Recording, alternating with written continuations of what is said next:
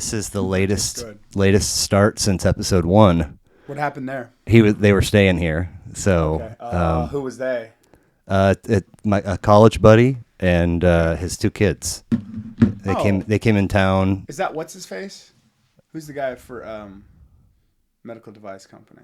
Mike Canning. Mike Canning. No. I was like Lanning Canning. Yeah. No. This is Jason Fisher. He lives in Durango. We went to Fort Lewis together and worked on the newspaper staff together. He was editor-in-chief when I graduated. What were you? Arts and entertainment editor. Oh, that's a cool one. It was a blast. That's a really cool especially one. because I was there. So I went to Pitt State for a year. Okay. And then I was like, I'm out. I'm moving to Lawrence. I'm transferring to KU. But a buddy that went to the Art Institute that I went to high school with was like, we should get summer jobs at the Y in Estes Park. And I was like, okay. But that's the Y with like the actual cabins. Yes. So not like I think people think that they think, oh, you were helping the youth and you were at a crappy gym somewhere. I was a housekeeper. Nice, but at kick-ass cabins. Yeah, but he got to work in the craft shop, so he was making like leather belts and shit. Yeah. With beads on them, like the. Anyway, I had an apartment with 3 buddies, and the last thing I had to do, I was transferred. The last thing I had to do was enroll, and that when that day came, I was like, "Why am I going back to Kansas?" I had a girlfriend and a bunch of jobs. I was like, nah. So I took a year off and got in-state residency, and then moved to Durango. First week of class, I'm like, because I was on the high school newspaper staff as a writer. I was like, I should, and I walked over there, and I'm still really good friends with like 4 of those people. They still work there? No, they were students with me. Okay, gotcha. So anyway, Jason and I hadn't seen each other in a while, so he was like, the last game of the season was, and for 10 years we did Broncos Chiefs games. Okay.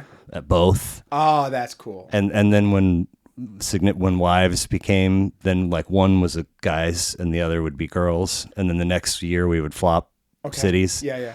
But then people started having kids. Did you say you would swap? Destinations. Anyway, kids screw up everything. Yeah. JK. So we hadn't seen each other.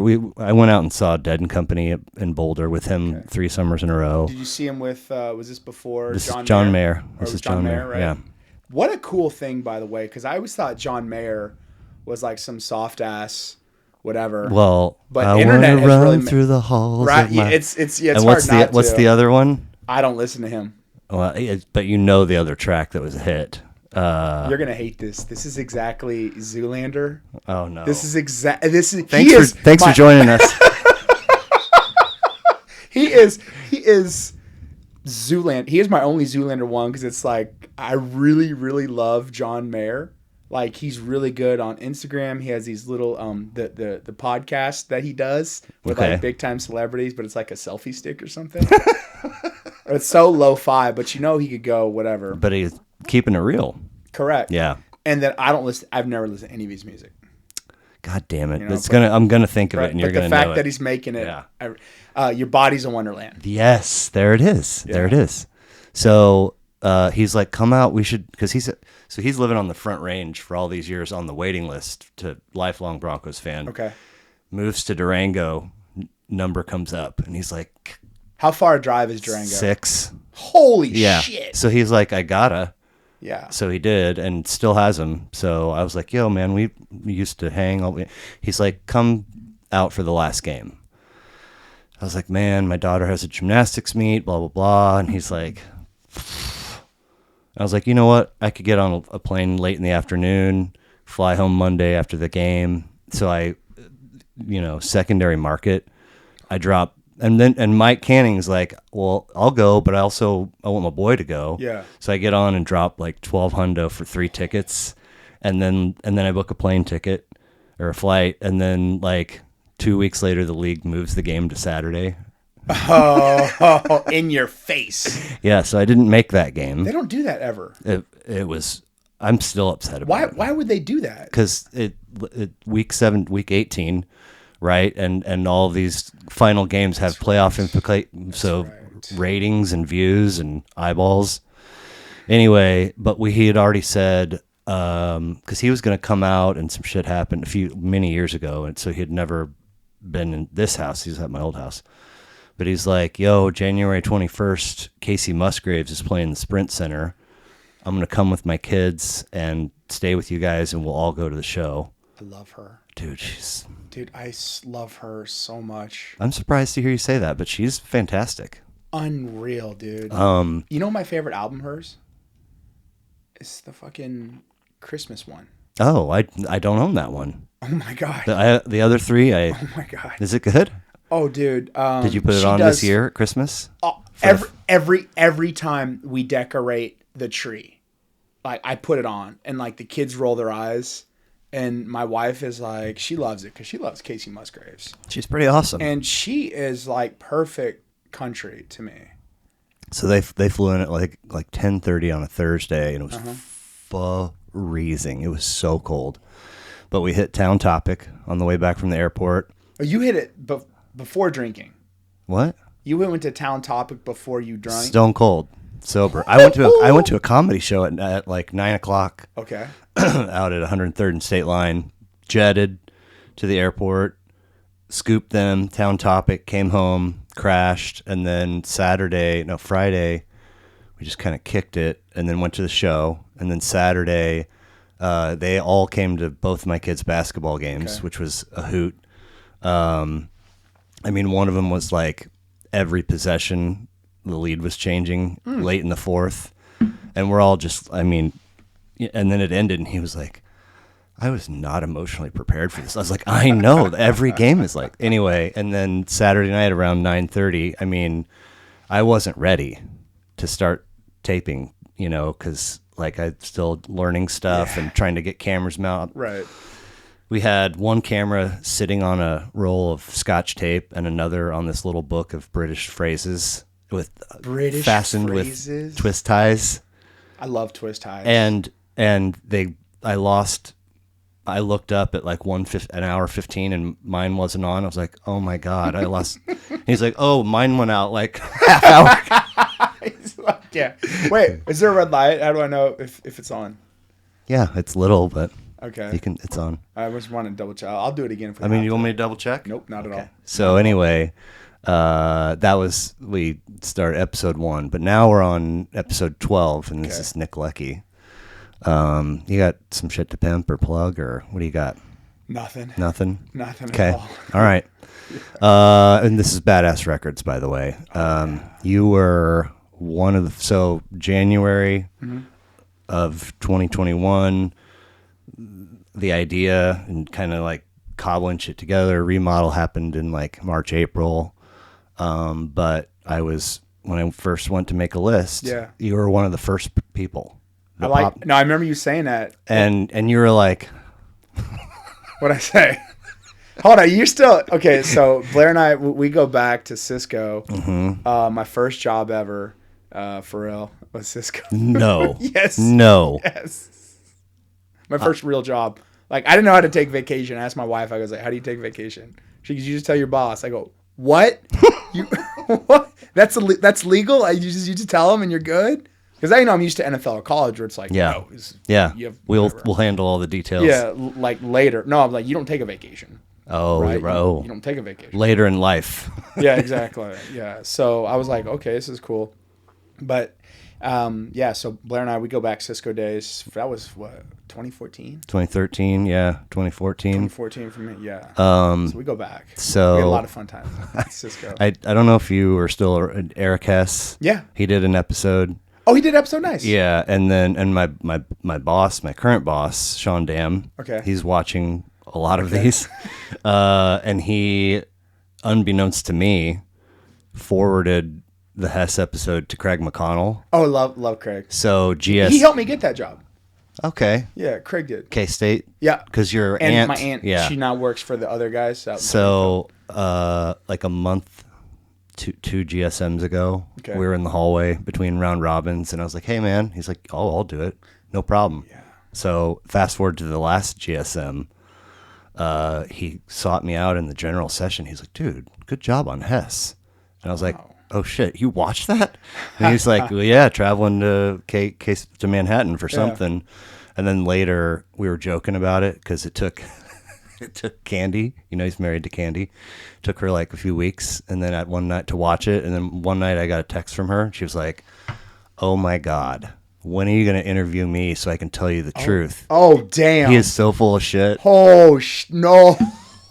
So later I told Craig about that, and he goes, "Have you done Leckey?" And I was like, "I mean, he's coming Tuesday. This was just on Friday." Oh, that's funny. Yeah. You know, he's like a big drummer. Well, that's why I asked him. Yeah, he's got like he does like drums and shit. Yeah, and like, Sean's a big music guy too, and he picked Rage Against the Machine. Which one? I don't know, first one. So. I couldn't tell you Rage Against the Machine albums at all. Did they put out more than one? I like Bulls on Parade. Yeah.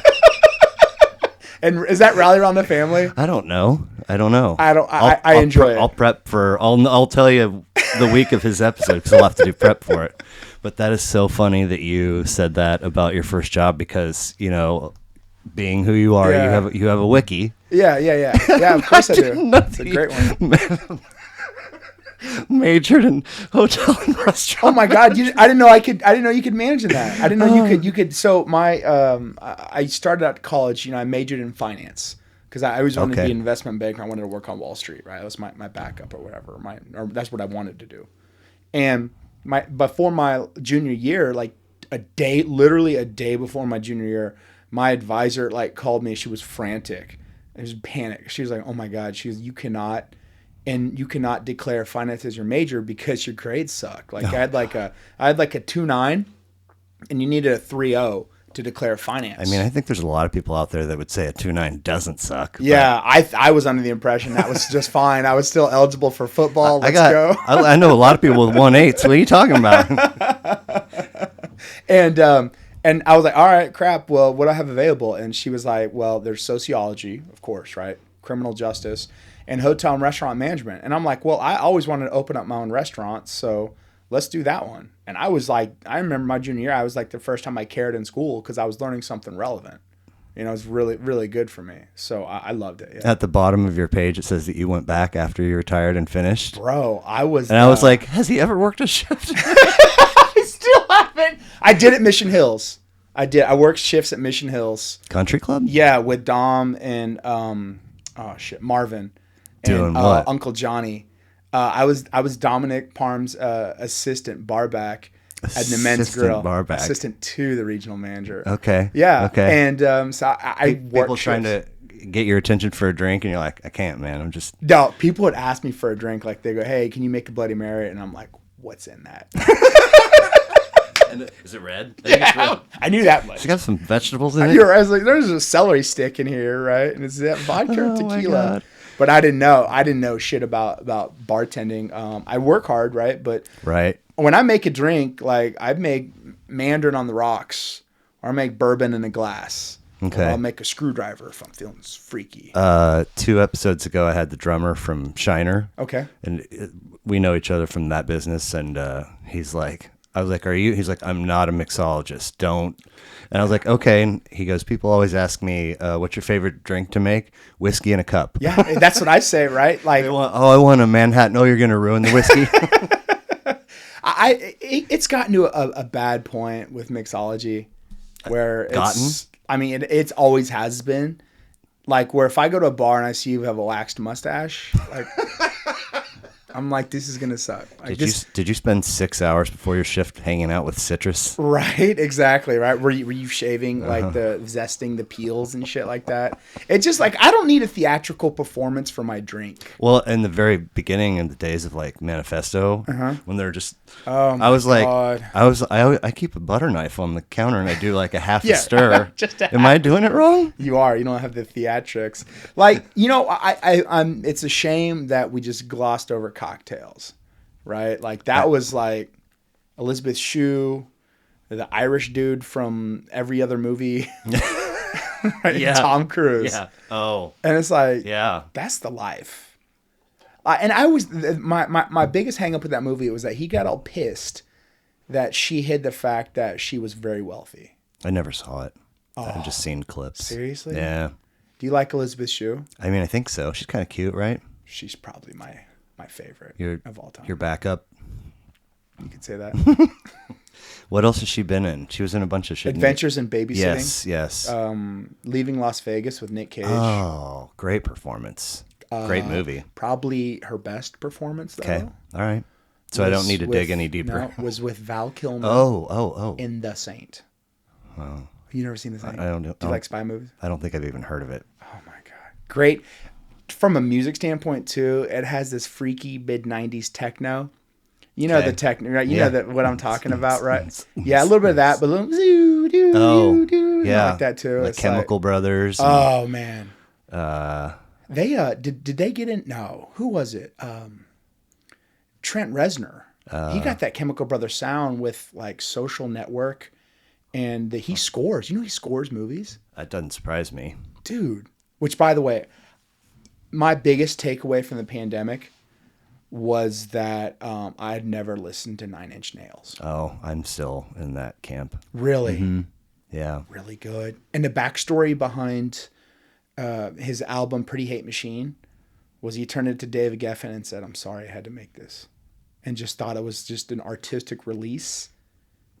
Whoa.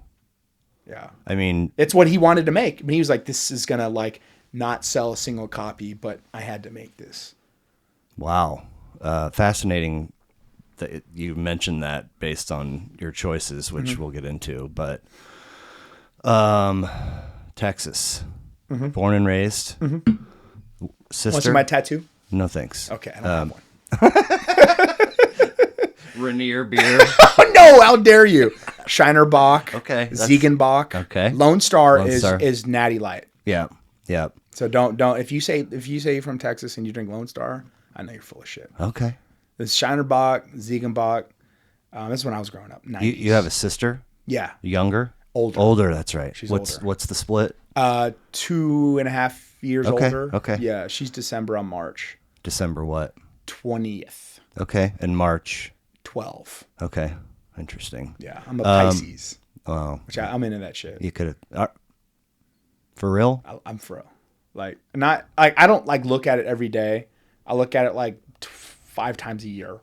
But I believe in all that shit. Dark Side of the Moon also watches every episode, and she recently ran my stuff. Oh, wow. And was like, you're just all fire. Like, fire. You are fire, dude. I was like... You really are fire.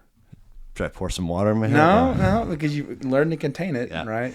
You're like self-contained fire. Well, I mean... It makes sense. Folks met how? So my mom was a flight attendant, and my actual dad, they were married for about a year and a half, and then they got divorced. So when I was like 2, I knew them apart. That's right. From an early age. Okay. And my stepdad was been in the picture since I was 4. He's still... a really good guy, I feel like. Yeah, he is. Awesome dude. Taught me a lot. But is you and your sister share bio dad or no? Yeah. Okay. Yeah. Oh wow. Yeah, we do. So they got our parents got divorced when I was like 1.5. Okay. So yeah, and then we would spend summers up in Canada, up until 7th grade, and then the rest of the time would be in Texas hanging out. Wow. So how old were you when you started playing ball? 7th grade. Okay. I played soccer growing up. Sure. I loved soccer. I played a little bit of rollerblade hockey. It was a brand new sport. Wow. That was really good. I can't believe you never told me that before. Yeah, I know, right? Well, I was just rollerblade hockey. I can skate. I used to be able to skate really well. 1 foot stop, all that stuff. On rollerblades? No, on ice skates. I mean, if it's one skate stop on rollerblades, like broken neck and ankle. Oh my god, it hurts my ankle right there just thinking about it. It does. Yeah. But I grew up playing club soccer. Okay. Yeah, and then all my buddies were playing football, and I'm like, I don't know, I'll give it a shot. Were you a large human at that age? No, okay. I was average size until sophomore, junior year. Then I had this growth spurt a little bit. But 7th grade was pads and tackle. Yeah. Okay. Yeah, I was skinny fat. Okay. Right? So I was neither fat nor skinny. So I was this weird little tweener. Which weird when you got introduced at the first GSM that we used to have to stand up. Yeah. And Kim Middleton, I think, was at the podium, and you said this seemed something like, I don't know. This just seemed like an easy job for a former fat kid. Oh, yes. Which I was like, wait, what? Yes, fat kid. Well, I'm fat kid in the sense that, how some people are skinny, but they have a soul of a fat kid. Like my roommate in college was a wide receiver, but he had the soul of a fat kid because he would pour Cheez-Ums into a bowl, Pringles Cheez-Ums, and put hot sauce on it. But he was just skinny. He was slim. But stayed skinny. Yeah. Wow. Yeah, just, soul of a fat kid, though. Okay. We always say, you used to, like, hey, you going to fat it up? Which means, like, I don't know, put some melted cheese on it or something, It was like Irish it up, right, with the drink, but it's like fat it up. Maybe pour some bacon grease on. I don't know. Oh, my God. So, yeah, it's the whole thing. So, but I'm one of the few people to make it out of Texas, though. Make it out? Yeah. Like, none of my people, they stay there. They stay in Texas. Cause it's so when you go there, they're still there. And do you hang? Yeah. Okay. I got buddies who we do a guys trip every year in Galveston. And if you don't know Galveston is KCK with a beach. I mean, it's fun. Okay. But it ain't like glorious. I always thought it was like Hilton Heady kind of. Okay. Dude. It's like the only shitty part of like the Gulf, like, cause you got like, you get past New Orleans and you're like Gulf Shores. It's like white sand, pristine beaches and whatever. Galveston is not that. Even the water's like brown. Even the water's brown, and it's like there's like a week in like April where like it's like, oh my God, blue water in Galveston, and you're like, oh wow, it's like, and then it's like, all right, when you roll into town, the signs say welcome to fucking Galveston. For real, basically. Exactly, it really does.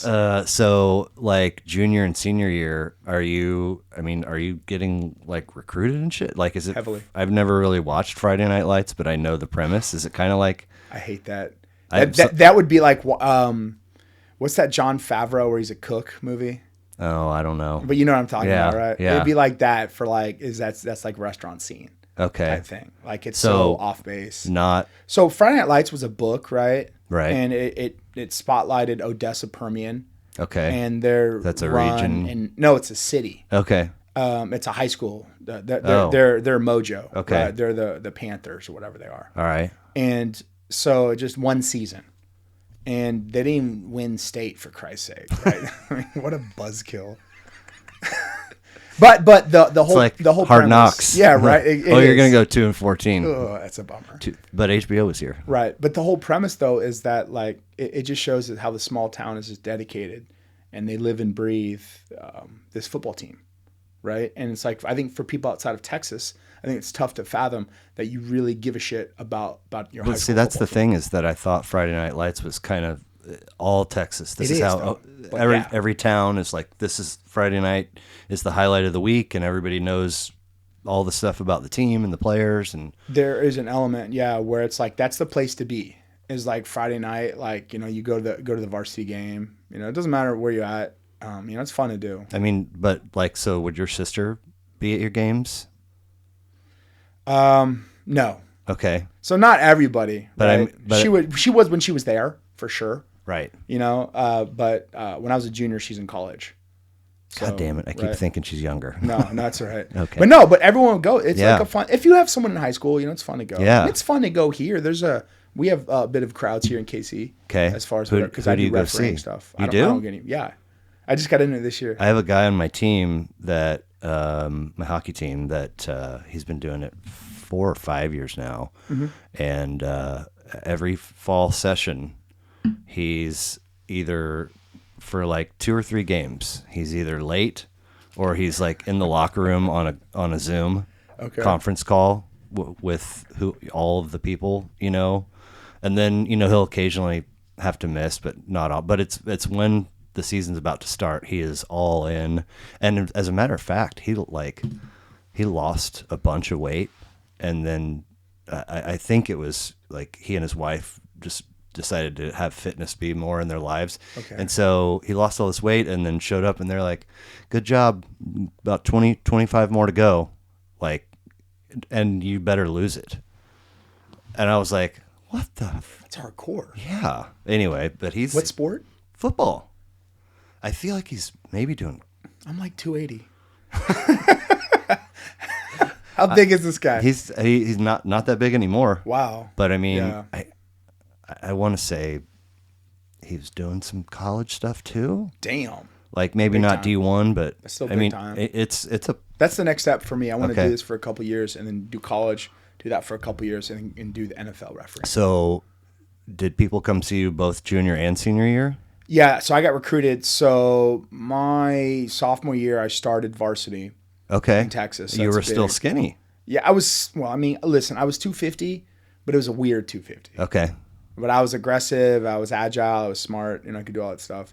And then junior year, I was like 6'2", 275. Okay. And so teams started like coming through like that spring after my junior year. Teams started coming through the okay, hey, So I don't mean to do this dumb thing again, but right. The blind side. Okay. You see the coaches coming and sitting in the fam or even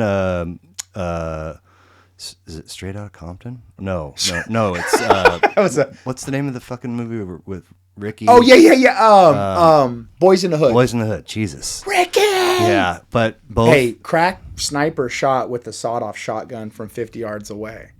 Like that was how Ricky got done up. It's tough. Scratching a fucking. Right, scratcher. But both movies. But who stops to scratch a scratcher when you're getting chased by some dudes in a car? Hey man, if there's money on the other end of it. Good point. Yeah. But both movies, you see the coaches come and sit in the living room at the table. So had that a lot. Okay. So a lot of coaches they would come see me in high school, and I get to go to a class and talk to these coaches, and I don't even remember what they would say. They would say, "Hey, I'm from blah blah." They'd wear a polo, and the school and say, "Hey, I'm Coach blah blah. I do O-line or this is whatever. We want you to come up and save us a visit to K-State." They're not trying to like schmooze mom and dad and. So, yes. Okay. And then they'd set up a dinner. I don't know how they set up dinner, but they would come over to the house and we'd be in the living room. Mom and stepdad. No, that's fine. So they'd set up a dinner, just come by and meet, and I'd have these like coaches come through my house, talk to my parents and I, and just kind of discuss the future and stuff. So and they would eat with you? I don't know if they would eat because that'd be so damn awkward.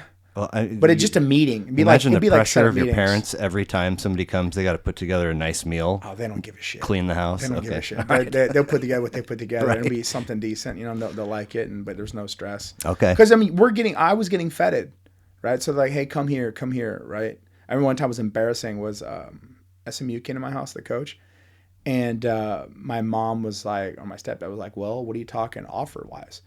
And the coach was like. It wasn't like that. No, the coach was like, well, we offered Nick about a week ago. And they're like, what? And they're like, did he not tell you? And I'm like, oh my God. He knows I don't want to come here if he didn't. Oh, he wasn't making that up. You were just like, eh.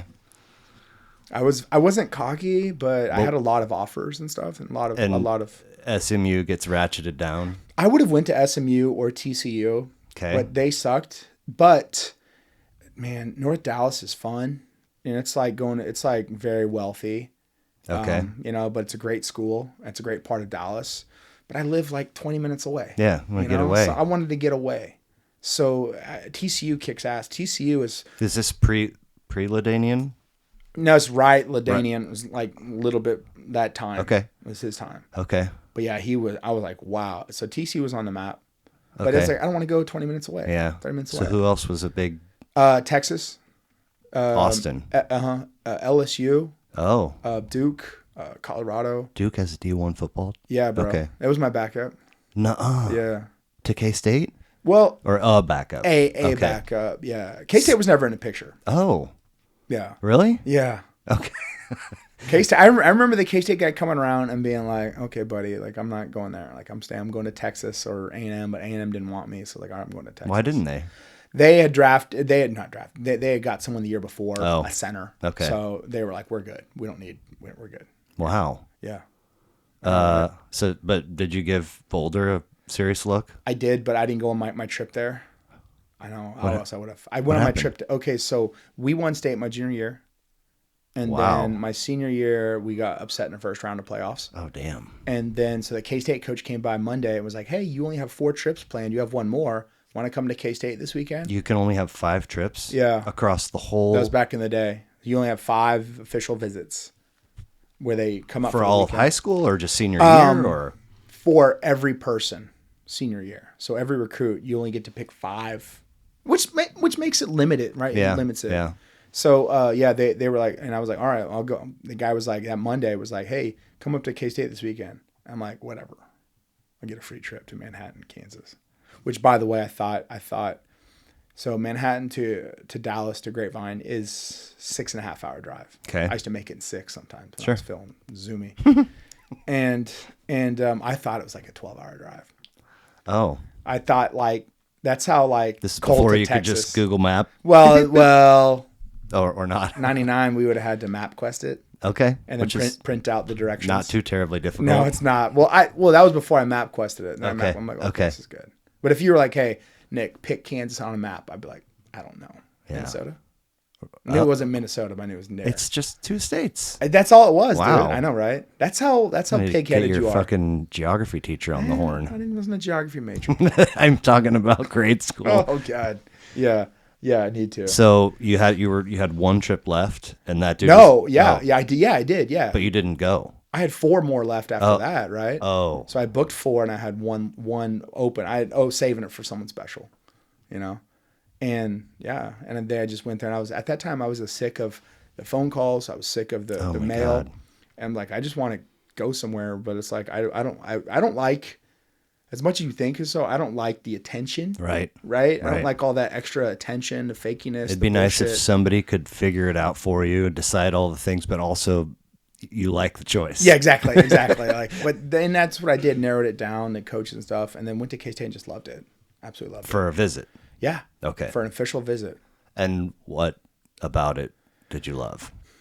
I like the fact that they had just beat Texas that year, 42-7 in Austin. Damn. So I'm like, okay, damn, they legit. Mike Bishop was there 2 years ago in '98, and they lost to A&M in the Big 12 championship game. Okay. And so they were on the map. I was like, wow. And I like the fact that K-State was up and coming. I like the fact that I didn't think Coach Snyder was going to leave. You know, he was there for the long haul. And I just fell in love with Manhattan. Like, I love Manhattan, Kansas. That feels like a pretty common, like people, I mean, it's obviously got some kind of charm to it because people that have been, graduated for a year, they still talk about it like with a twinkle in their eye. It's fun. Well, because it's a bit of hill country, right? Within Kansas. And it's right there in the middle of the Flint Hills. Okay, yeah. It's just beautiful, dude. Yeah. So you have this hills outside of you, and then these gorgeous hills, or Flint Hills, which is absolute vast nothingness, like prairie, rolling prairie. And I like that. And people trash the drive to Colorado and back all the time. I love it. I've done it so many times. I really do like it. There's a peaceful beauty kind of to it. It's like a modern minimal. Yeah, there is. You know what's funny about my whole life story? So if we're going like autobiographically, have you ever seen High Fidelity with John Cusack? A long time ago. But like Manhattan, there's a lot of people out there that really, really love that movie. It's a great movie. I need to see it again. It's a great movie. So he was organizing. He's a record store owner. Yeah. And he was organizing his albums, autobiographical.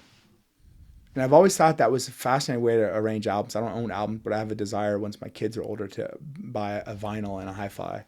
Just a simple, amplifier, tubes, 2 speakers. That's it. And only certain albums are vinyl worthy, like Elaine and Spongeworthy on Seinfeld. Never watched it really. This vinyl is like that, where you might like the Strokes, but only a couple albums are like purchase vinyl of them. I like to refer to those CDs as Lip It albums, where let it play. Oh, like okay. Just pop it in, lip it. Yeah. Just lip it, right? Just let it go. Start to finish. Yeah. Yeah. So I could do my whole life. With autobiographical, where you can go from like 7th grade to now. I could go like, what's my major music at that time? Sure. We're gonna go there. Yeah. But are you talking about arranging them alphabetically by name? No, I would not. No. I'm talking about like John Cusack. So my first one. Oh, he's doing it in order of his life. Of his life. Oh, cool. When he bought it. Bought that album. Oh, now I definitely want to see this movie again. It's really cool. Wow. But I could do it where it's like I know there's certain groups I was listening to. That's awesome. Period. Now the hotel restaurant management major made me laugh. And I spoke at my damn ceremony. I was the commencement speaker. Okay. All right. December 12th. Runner up to that. Everything. is, and I'm sure it sucked at the time, but hopefully now it's funny, but waved to make room for Chase Daniel. No, that was no. My wife still hates Chase to this day, but it's fine. It wasn't a big deal. So Lance Moore, this is in New Orleans in 2009, a Super Bowl year. Lance Moore was the third string quarterback. So it would have went Drew Brees, Mark Brunell, Lance Moore. The old lefty Jacksonville. One of my favorite he was QBs good, of man. all time. The most awesomest human being ever. And he's just so chill. California kid. Yeah. Did his thing, just casual. Fucking 20 years deep in the NFL. Just a baller. And so Lance had a hamstring injury. And so they had to bring Chase up from practice squad. And I was inactive at the time, so they waived me on a Friday and then put Chase on the team. And then I flew up to Buffalo with the team and didn't play. It was so weird. I was sitting up in the press box. It was so weird, that game. And we won.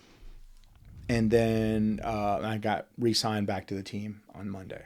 Wow. Yeah. It's so weird. Roster. It was a roster move, yeah, right? you always got to move some numbers. Mm-hmm. Exactly. So, yeah. So weird. But he's kind of become business. He just signed with somebody, and there was like images going around saying if you take his career earnings and divide it by pass attempts, he's like the richest. There's a stat. It's like, is it WAR in baseball? Wins against something or against replacement? Yeah, I guess wins so. above replacement. Yeah, right. Yeah. And he's got a stat like that where like every touchdown pass is like $5 million.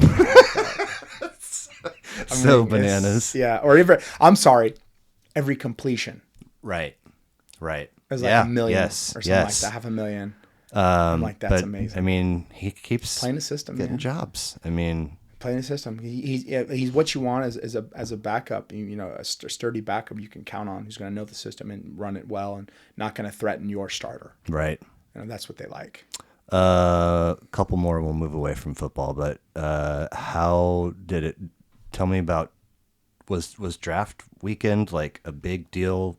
Yeah. Then. Yeah. Did you go somewhere? No. Did you have family with you? I got a call from my agent the week before the draft saying, dude, what in the flying fuck happened? I was like, what are you talking about? He was like, dude, you're supposed to be like a second or third rounder. You just dropped to like a day 2, like a late round pick. I go, he's asking what's you? Up? Yeah. I'm like, I don't know. He's like, does he receive money from you as his job? Yeah. Why doesn't he have because it just happened. It just kind of blew up and I just sank like a Led Zeppelin. And nobody knows. Back issues. One of the team doctors thought he saw back issues in one of my MRIs. Turns out I misread it wrong.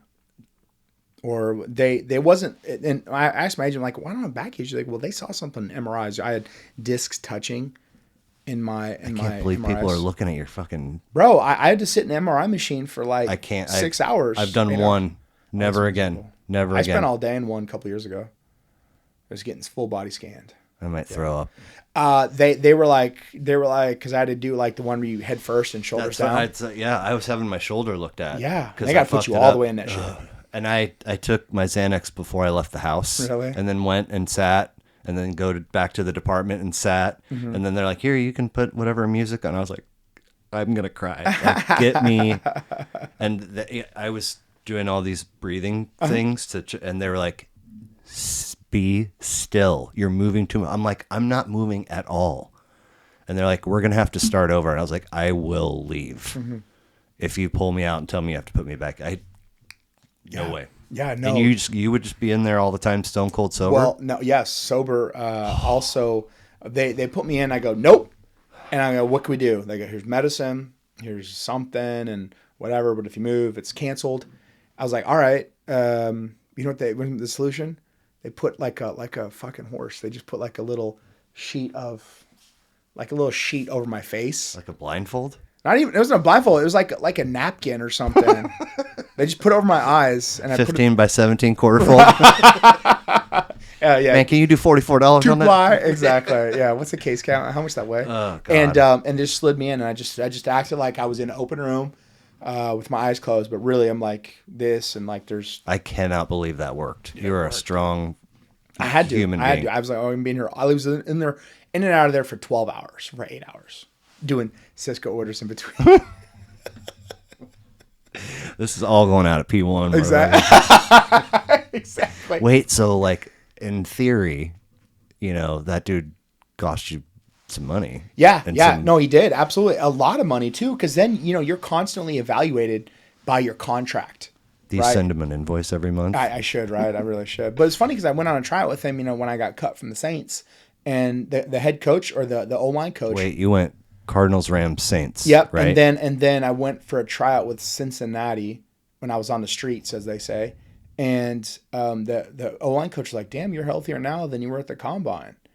And I was like, "Yeah, because your doctor fucked up my Did you MRI." say that? Yeah, of course. Fuck yeah. I knew Paul. He was my Senior Bowl coach. Paul Alexander, awesome guy. So yeah. And that's how you talk in that world. Dude, Tom Segura, you like him, right? Love him. Was he the I love Tom Segura, yeah. His buddy gets like kind of like tunnel access. Okay. For like lifelong Bengals fan. Okay. And has a ball and hands it to Icky Woods? Strip club dude. Strip club, yeah, dude. Fucking make it. Pac-Man? Yes. Loved him. And this is... He had good antics. A home, maybe playoff loss. Ooh. And he's standing there and asking all these people, and they're like, fuck off. Yeah. And then he goes up to Pac-Man Joe after multiple no's. The fuck you say? He's like, my dad is a really big fan. He fucking signs. He goes, tell that motherfucker I appreciate him. That's awesome. I loved him. Oh my God. I loved him. Man, so we've had, I shouldn't speak for you, but I've had so many, like, I mean, you want to talk like medicine, like really fun, authentic laughs with you over the last, and they've been kind of just here and there. Yeah.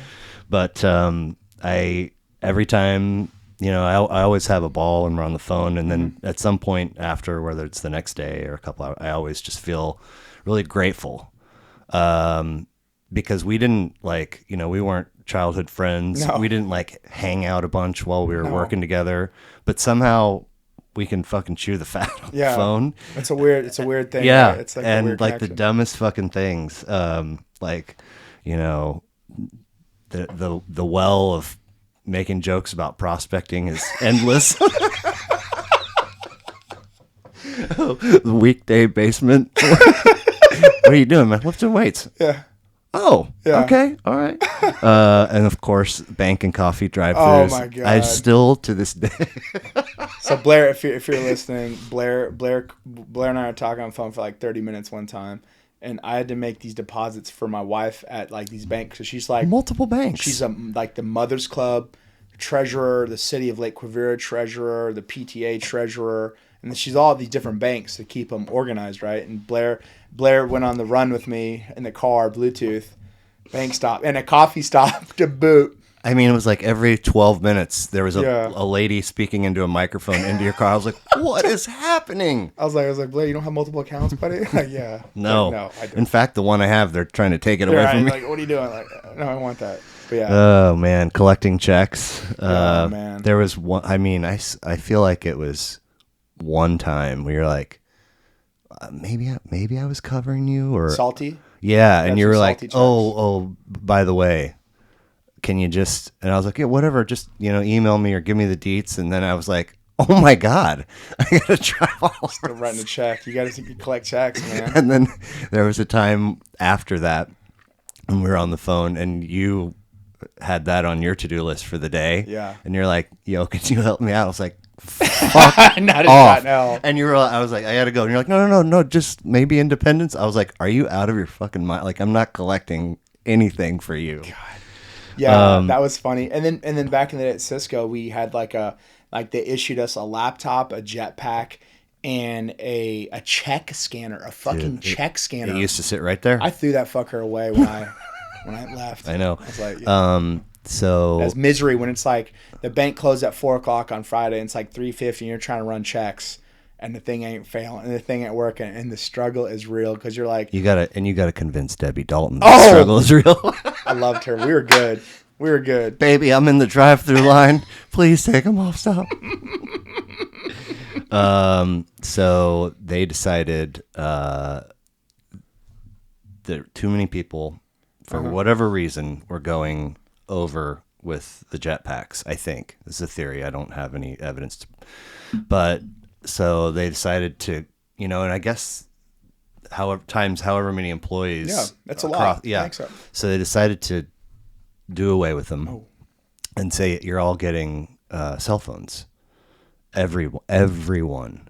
And you could choose, like, it was the brand new iPhone or the brand new Android, and it was like, and everybody was like, well, what about connect? And they're like, a hotspot, it'll be fine.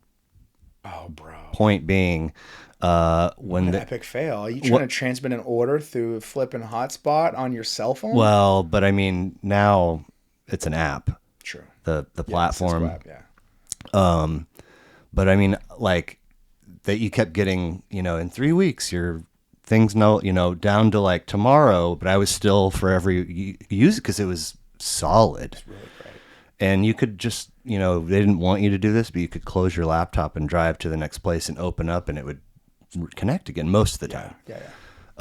So when they finally got decommissioned, of course, I'm like in the middle of my day and I'm like, oh, I got to learn how to not have this now on the fly. And it was like a huge nightmare. And then like at the end of the week, they were like, and COVID has hit now. And they're like, everybody needs to go. Everybody needs to go to the fucking post office and ship their jetpack back to the OPCO. Mine's still in the dining room. Come pry it from my cold dead hands. Oh my God. So and if you're not aware, we're talking about Cisco Foods. We had a little jetpack. It was about the size of a credit card, and hockey puck. Yeah, like a rectangular. Puck. Yeah, rectangular hockey puck, and it was your lifeline because it had like connect to Wi-Fi. But now everyone's got Wi-Fi though, right? No. Still no. No. Restaurants don't have Wi-Fi. Some. Yeah. Well, if you're in the dungeon of like a talking hotel, straight up a hotel. No, not kitchen. Just places. Then they have it True. for their credit card processing, but they ain't giving it to your ass. I respect that. Right? Because it's like for like 3 minutes, I'm not going to steal. What do you think I'm going to do? Yeah. I need you guys in business. Yeah. Get on your Facebook page and be like, but we have our first Abernathy reference. I showed him the thumbnail of the Hess, and he's like, "Oh my God, really?" And I was like, "Yeah." And I go, "You came up in the episode." And he goes, "How?" And I go, "Hess was talking about how amazing the Eagles concert was," and I said, "Was Abernathy there?" Probably. He goes, "I probably was," and I was like, "Okay, all right, that's enough." Yeah. I love him. Incognito Vacay trips. That's the best. Steve Abernathy, if you're listening to this, the greatest. He will. I love him. He's president of the Nick Leckey fan club. I love him. I called him up a year or two ago, he's like, "Hey, you still selling pee scopes?" I was like, "Don't you minimize my job." Only like he can though, right? We call it green laser cocks. Dick laser. No, I do disposable scopes now. You have a new gig. I have a new gig, yeah. So with Ambu, so disposable GI scopes. So we have like a duodenoscope and a gastroscope. So really far, cool. I love it. So okay. far. I literally just started. Right. Literally just started. Right. So it was like, okay. But I suppose the thread that ties all of these elements together is that you legit were born with the gift of zingers and one-liners. And as somebody who, since 1985, 86, I've literally been watching stand-up that long. Okay. So I guess you were like 3. Yeah, I was. I forgot you're like 10 years older than me. I know. That's right. It's sad. But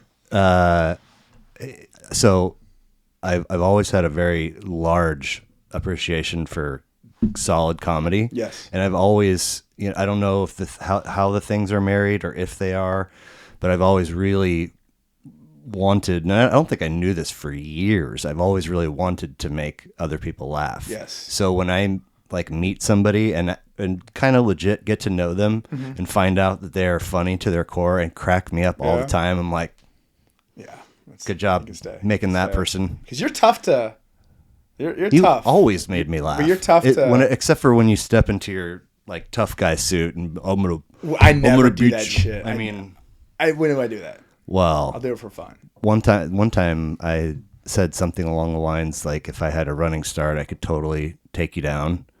And I think you called the attention of the nearest 45 people and were like, check out Joey Bag of Donuts over here.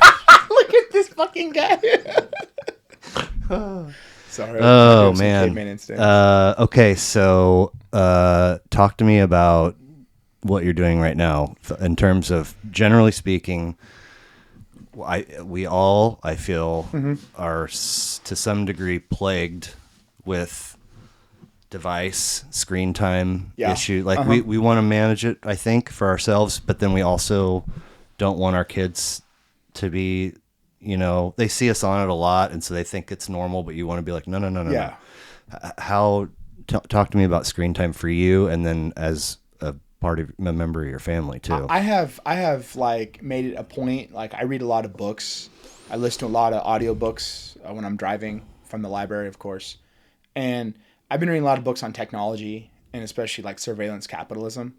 So, which for the dumb in the room means, like, think they're listening. No, I mean, of course, it's always on. Right. That's goes. Look at the Edward Snowden. So essentially, what's going on is Google has essentially given us a free product, but their search engine. Yeah. And email and everything else, Apple Maps. Yeah. Everything. They know everything about you. Everything. So what they're doing is that they're essentially, but we're not the target audience for them. Google makes money by selling ads to third parties based off of your search history, your browser history, what you like, and then Facebook does it through Instagram and Facebook, and then they sell our data to companies. And they say, oh yeah, you're a music, you like music. Okay. And then you're going to get stuff targeted you that way. And so we are essentially these vessels that they're just harvesting our data and selling it. Okay. So I've been active about limiting my screen time, because I find myself just like, if I'm waiting around in a hospital or waiting around somewhere, just getting on Twitter, getting Instagram, and just doom scrolling. And it's like, I've just killed like 20 minutes of my life, and it's like I've wasted it. This is so yeah. So I try to. I'll do, like, let's say I get to the hospital and it's like, I haven't been on Instagram, in today or 4 hours. So I'll open it and I'll scroll until I find myself feeling mindless, and then I'll close it. And the next thing I do is, kind of quietly in the background, ask myself, what am I going to open next? So I'll go to Twitter, and then I'll be like, Jesus. And then I'll be like, I haven't checked my dummy email account, because it's where, like, for shipping shit, I have an email for whatever. And after I open my third or fourth thing, I'm like, oh my God, like, put it away. And I will. And it how long it stays put away is dependent upon many things, but it's a, the bathroom, every time I go sit down on the toilet, I've got it with me. Right, I do too, bro. And I'm sorry right now if you're watching. You're fine. I'm buying art. Oh, I forgot about that. That was what your alarm was for. Yes. Is it going to happen? Are you competing with people? Oh my God. 447-547.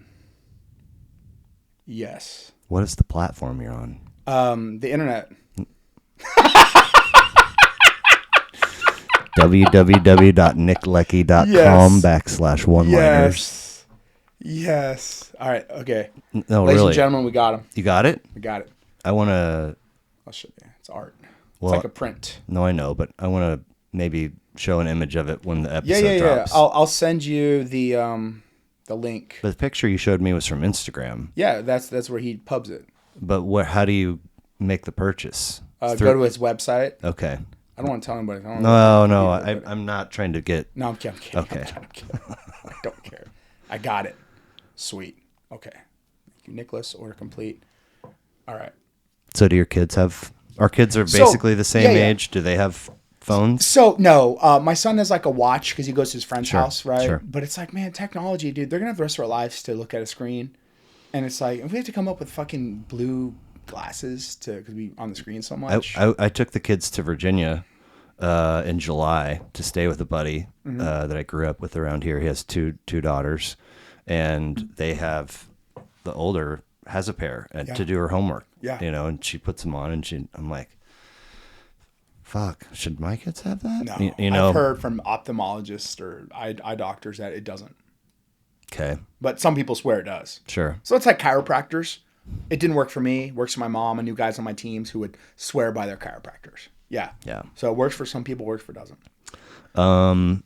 So a more professional podcast host would know the answer to this, but will you please walk me through your history of podcasting, which I think is kind of somewhat recent here in the last, because you were doing a thing and then that changed. And was there something before that?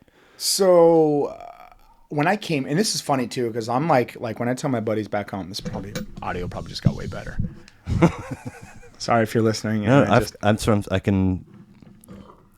Excuse me, big burp. And so I came out here in 2012. Okay. And I moved from Phoenix, Arizona. Okay. And wait a second. So your agent was like, you dropped, and then you was it a surprise when the Cardinals drafted you? Were you like, fuck, or just happy to be drafted? I was upset that I didn't go in the third round. So my whole draft team didn't matter. It was when you were going to go. Yeah. Because you're slotted numbers wise for everything. So, okay. So it's kind of a parallel to Rodgers. Did that happen to him? Did he? I mean, but on a different level, because he went from like a first round for a first pick to a late first rounder. But I mean, when that draft was happening, they just kept panning, and he was. Yeah, well, you don't go to the draft unless you're like the number one guy. Anyway, like Ben Roethlisberger. So drafted by Arizona, went to St. Louis, New Orleans, where you got yourself a ring, and then you wind up back in Arizona. Well, we had lived there. We had a house there. And my wife and I. You were married? Yeah, I was married. I was dating her the whole time. Like I think I spent like 3 months being single, and I was like, "Fuck this! This is crazy." These women are crazy, absolutely crazy. I can't trust anybody. Oh, meaning they're not necessarily looking for love. They're looking for things to better themselves. Correct. Ugh. They're looking for a quick come up. And we'd be at the clubs and they would, they would see that and they would be like, "Oh, what's up?" And would you guys ever like, "Hey, you know my boy Nick," to try to pawn somebody off on somebody else, or? They would be like, "What do you do?" I'd be like, "I work construction." And I'm like, "Okay, I'm going to talk to your friend over there. I sell green beans, baby." Exactly right. Exactly. I sell cutlery kits. I'll hook you up with P3. I sell cutlery kits, right? Exactly. You look like a salt and pepper and a spoon kind of girl. That's the fancy cutlery kit. Oh my God. The cutlery kit with the S&P. All right, so you're done, but you're back in Arizona. Yeah. And you come up here in 2012. So came up here in 2011. 2011. We had a kid. He's about 8 months old. It was August. And we didn't have any desire to move, but it was nice in our neighborhood. There was a lot of homes on the market. Wait, you're already living here? No, I'm living in Phoenix, but just visiting a friend in Kansas City. With your kid? Yeah. Okay. Yeah. And they were like, "Let's go look at houses." I'm like, "We don't need a house, but let's go." We saw a house, our house, loved it. And you saw one house, and that's where we saw like 10 houses. Okay. But we saw this house, and it was like, I remember telling my wife, I was like, "Listen, we don't have to move, but 10 years from now, which is probably like right now, this year, 2022. Yeah. Or 2011, so last year. I was like, we're going to be wishing we bought this house. So we made a lowball bid, got it, did some negotiating. Bank of America came back. It was a short sale. I was like, "Oh, we need some more." And I was like, "Yes." And my wife was like, "No." Well, we need some more. More money. They're like, "No, we need more." And my wife was like, "No, you can get no." And she's like, "We'll give you 5,000 more." And I was like, "We're going to lose this." I was like, "We're going to lose this." She goes, "No." And we got it. But did you own a home? In Phoenix, yep. And then we were like, we'll figure out selling that after. Yeah, well, we rented it out for a little bit. And then it's just annoying having renters when you're out of state. Oh my God. I can't, probably in-state is probably annoying too. Yeah, for real. But yeah, so I was like, "Oh, whatever." Sold it 3 years later. And then, yeah, but I love Kansas City. It's a cool ass town, man. It is. I love it. It is. It's not so much personality. So, all right. So, but back to the podcast thing. Yeah. You're like, this is a funny story too. So I was never into sports radio. I'm not into podcasts at all. I'm totally Hansel. No, I mean, but who's the president of your fan club would tune in whenever you're on the TV and text you while you're on air. Yes.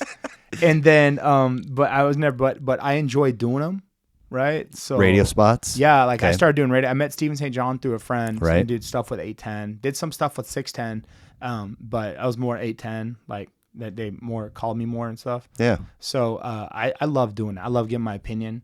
And I like I'm fairly even keeled with my opinions, and I don't try to do hot spots are takes. like 30, 60 30 or 60. 30 call in, 60 if I'm in the studio. And did you feel inclined to like brush up before each time, or did you just roll in there like I pretty much know what's up? Yeah, well, I watch like Chiefs and K-State games religiously, take notes. We'll watch them again after. But in your heart, aren't you Cowboys? No, No? I'm not. I'm actually football agnostic. Okay. So I don't. I growing up in Dallas, I think it's, if you look at this like stuff, it's like it's all stuff that you did as a kid, right? So I never hunted with my dad as a kid, so I don't hunt now, and I didn't like the Cowboys as a kid, so I don't now. Good. So I root for the Chiefs because all my buddies here root Sure. for them, and it makes everyone happy. Yeah. But if you're like, hey, who's your favorite football team? I'm like, I don't have one. Okay. But it'd be the Chiefs. But you're religiously watching Wildcats and Chiefs games. Yeah. So I bleed purple. I literally bleed purple. Body of information is enough for you to just roll up. I'll take notes, and then we'll have information. I'll share facts. During the game? Yeah. Oh. Yeah. So I'm like watching a game. I don't watch games at my house because I can't go to sports bars. There's a lot of fucking dipshits in the world. I just want to just put a like Lethal Weapon, just put a plastic bag over their face. Right? Just like, you're not worth it. No, I don't want to do that. Oh man, in the middle 2000s when the Chiefs started having the occasional postseason appearance, I learned very quickly that because I used to be angry till Wednesday after a loss. Wow. Dude, no joke. And then Thursday, you're kind of feeling the fresh kickoff around the Yeah. corner, but I mean, there's a lot of years of suffering. And then I'm like kind of finishing grad school. I'm engaged, and I remember thinking, like I don't think I could have put words to it until after the experience, but just feeling anxious, like I shouldn't be going to a Buffalo Wild or wherever the hell, and then immediately being like, oh, because my anger and frustration is too much for me to handle, and now there's like 130 people around me, and it. Like, yes, I can't. I mean, oh, Jude. Anyway, I mean, it's like if you go to a restaurant and you can see the kitchen and you see the setup, I'm sure you kind of cringe a little bit on some poor ones. No, man. I mean, people are always like, oh, trying to, if they're feeding me, and I always say, food on a plate prepared by someone else. Yeah. Yes. And now I have to clean the shit up too. Yeah, man. Like, I agree. I don't know if I did this. Dude, you're feeding me. Yeah. Thank Like, you. That's all I need. Yeah. And I didn't have to do shit. Yeah. I've been chilling. Anyway, so you always watch at home, take notes, and that kind of like they're not going to be asking you shit about the cornerback from Seattle, how he has turf toe, and because it's local shit, right? Yeah. It is. Okay. And plus, sometimes where if I don't know the answer, I'll answer a different question. Okay. Right. So some 6'10", but mostly 8'10". Yeah. And then when did you first? So BJ Kissel, yes, he invited me into the Chiefs wanted to start a podcast network. Yeah. And we did Inside the Trenches. Yeah. With the Chiefs, and that was a lot of fun. They had a studio there at the practice center, and so we go in there. They buzz me in. And we do the podcast from that thing, and it was fun. We enjoyed it. What year is this? The first time? Well, I would say first of all, it started like I would do pregame with Seren Petro and Curtis Siebold. Okay. The Jovan Belcher year. So my buddy Ryan was on the team, Ryan Lilja, and the Jovan Belcher. So I've been doing Chief stuff since then. Right. Since 2012. But first podcast with BJ, what year was that? I think Super Bowl year. We started that podcast Super Bowl year. Okay. 19. Okay. Yeah. And do you remember who because I feel like there was somebody in his position before him. But he was like, social sideline reporter. Social media. But it was like kind of all encompassing because now it's such a big thing that there's multiple, but I feel like he was around forever. And then he took a job like with the Colts or in Indianapolis doing anyway. And now I think I could be wrong, but I think BJ has that. So Super Bowl year, you do inside the trenches. Yeah, Like, did you do preseason too? No, I tried to limit as much preseason. I don't like this time of year because it's all speculation right now. Right. The podcast I like the timing is the one after the draft, and then the one before the first game. Okay. And then my sweet spot is when after a game, when I come in, break down stuff. Here's my take. Here's my view, and then do it that after games. So I don't like to project. I don't like to predict. Yeah. All that stuff. Yeah. I'm just like, no. Here's what happened. So that lasted more than one season. Yeah, a couple seasons, and then he did his own thing. You could just come in. You're not responsible for anything. You just sit down and then somebody else. I have to take my notes, bring my information, make sure I do my research, everything like that, and then put it all together, and then have some topics. We discuss topics and everything like that. So then he went and did his own thing. Yeah, he started KC Sports Network. Okay. Really cool. I'll plug that. There you KC go. Sports Network. You can subscribe to their Substacks, and they their do what? Substacks. So they do articles that's and long stuff form. Like that. Long form. They have articles, videos, and all types of different stuff. And okay. The guys, there are some other guys who love the draft. Like I think it's like Craig Stout and Barley Hops and some other guys, and they do some kick-ass work. There's a if you're really into that. There's a human being named Barley Hops. No, it's his Twitter. It's his Twitter. Oh, okay. It's his Twitter account. So yeah. It's like, nice move, Mom and Dad. Yeah, Craig and Matt and those guys. Yeah. Okay. They do a kick-ass job. Tucker, BJ. Yeah, and then Jeff Allen, Mike DeVito. So they do a great job.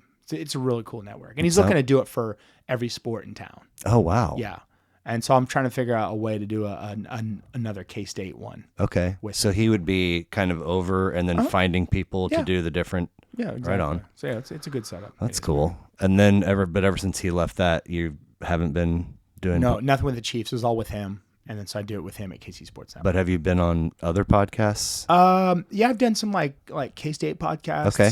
Do you have to do those from Manhattan or? No, I do. Well, Zoom. Right. So I do them through Zoom or through Skype. So it kind of sucks. But we're getting back into it. Where I did one today with BJ and Tucker at the Kingdom Bar and Grill. So we did a live. Where's that? It's in Overland Park. Okay. It's a really cool bar actually. How many guests? There were just 3 of us, and we just did it. No, I know, but patrons. Oh no patrons. No, we did like an off hour. So you had nobody coming up, and no background noise. Yeah, either, exactly. Right? So no one talking, everything like that, so you can focus. I like that a lot. But yeah, podcast is fun. I enjoy long form. I think there are certain times where Twitter can't do it justice, and it can talk it through. What do you mean? Like where radio, like there's some stuff I could explain on the radio that I couldn't express on Twitter.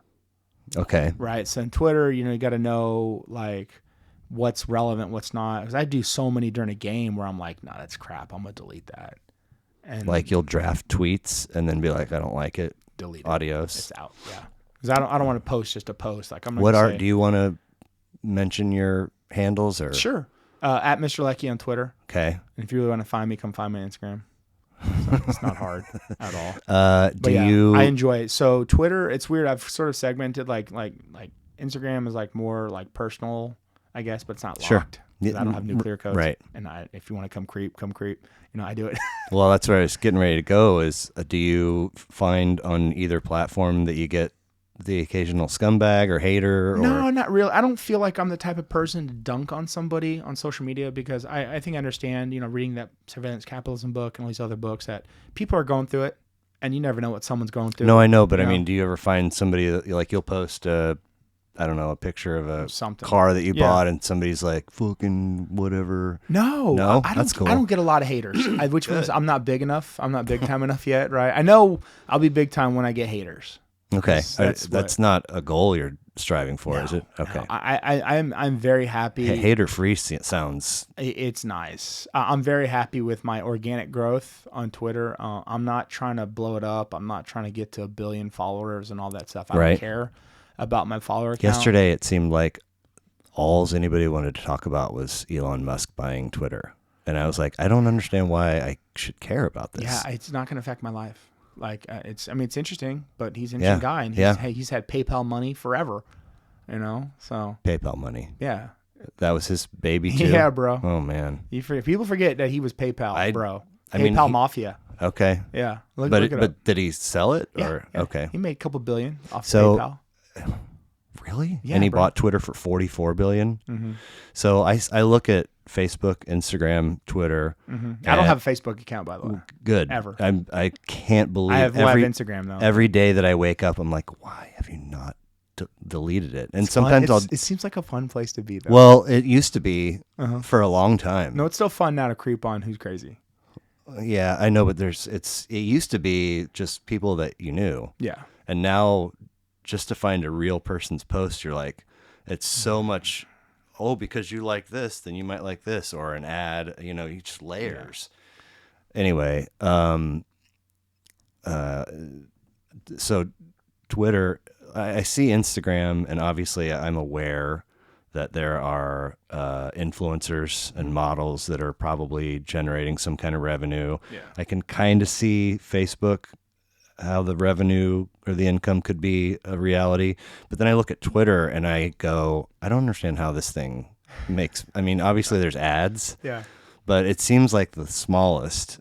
And $44 billion is not a handful of change to me.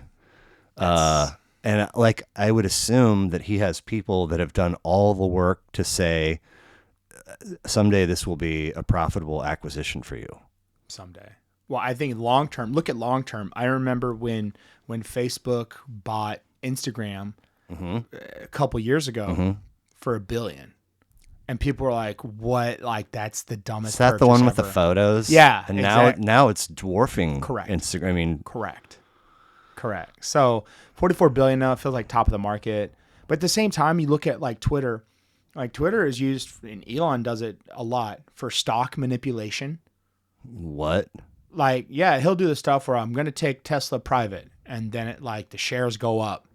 And it's okay. Oh, he's under investigation by the SEC, but people do that. I mean, that's how they organize the AMC, the GameStop, all that stuff on Robinhood app is through Twitter and through Reddit. So they organize. You fuck around with Reddit? No, listen, I don't need another black hole in my life. Right. It's awesome. Every once in a while, it's awesome. People will be like, "Get rid of them all and just Reddit." And correct. I'm like, I don't know. Yes, you should, because there are so many they're fun. And me, I like YouTube, but I like YouTube for the comments. Okay. I am like, you just call me comment section. Okay. Because I love the comment section because that's real comedy right there. And if it gets hearted or it gets liked, and it gets up to the top, then you see it. And I can 100% relate to that sort of comedy where it's comments like that. It just cracks me up. Man. Because people are spot on sometimes.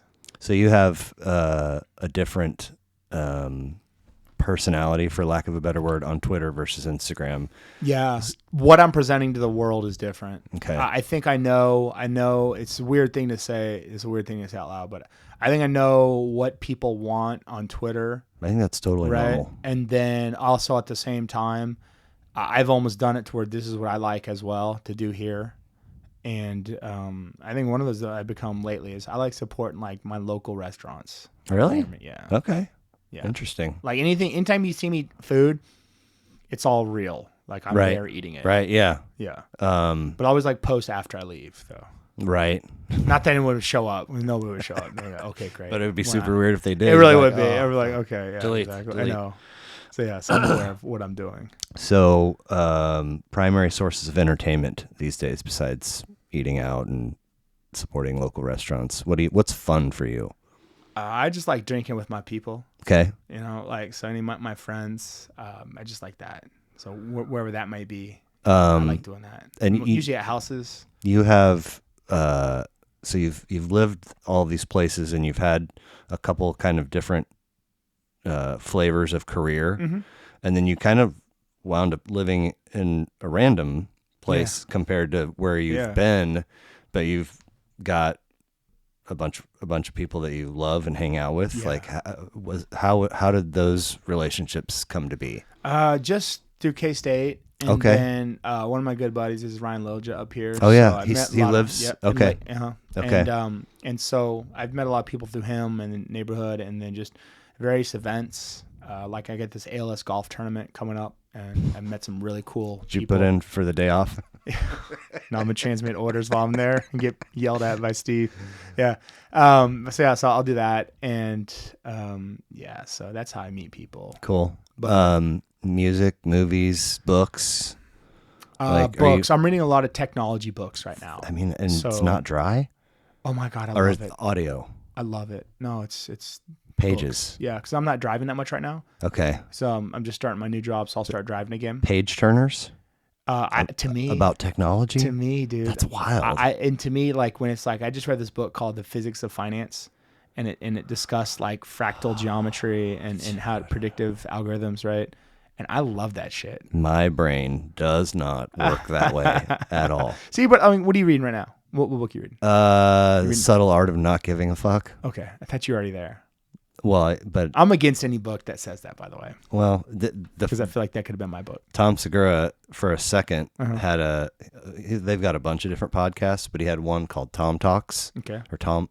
Tom kind of like TED Talks, but Tom Talks. But one, like, first episode was Tony Gonzalez. Oh, wow. And then he's had Talib Kweli, the Shark Tank dude. Yeah.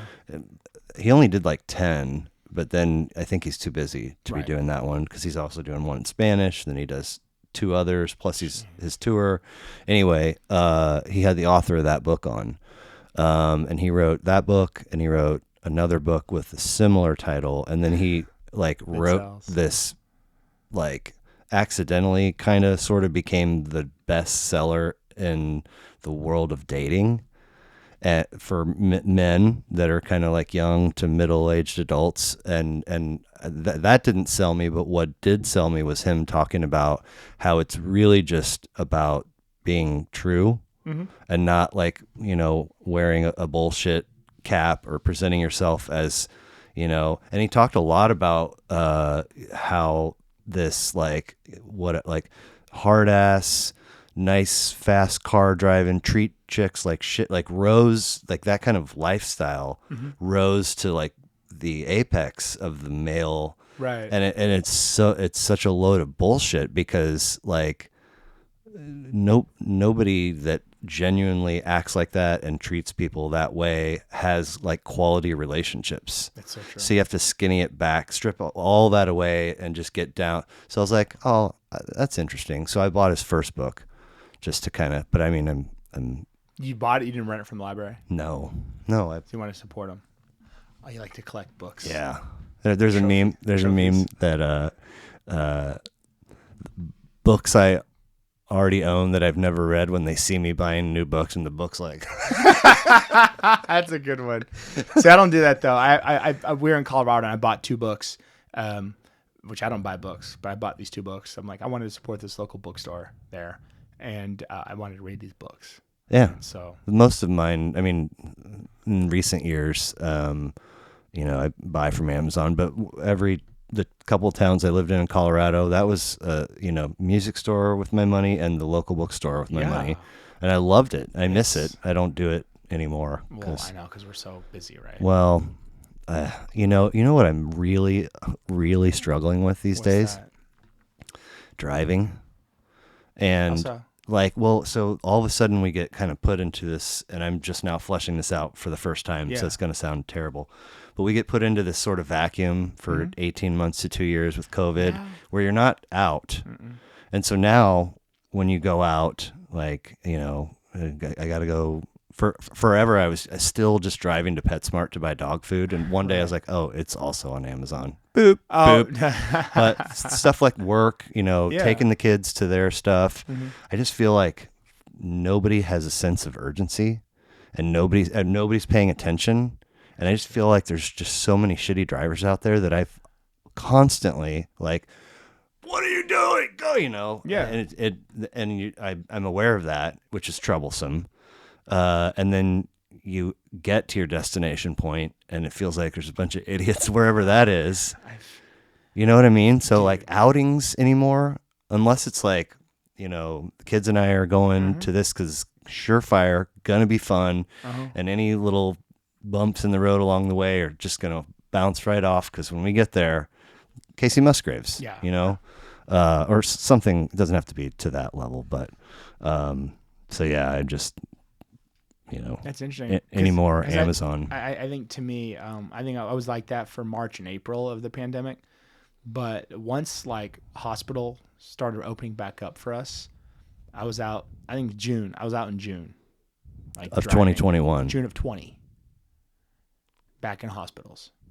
That feels dangerous and too soon, but wearing masks here you in are. hospitals, wearing masks and clean environments and not really COVID wards or anything like that. So I was normalized. So I was out of my shell quickly, and then driving a lot. So yeah. So like I said, man, when I first made my list, and I was like, oh, most people I'm probably just going to text. Right. A couple I'll get on the horn with. You were one of those. Thank you. Or maybe we might have texted initially, but we definitely talked about it once or twice. And there was an exchange that was like, I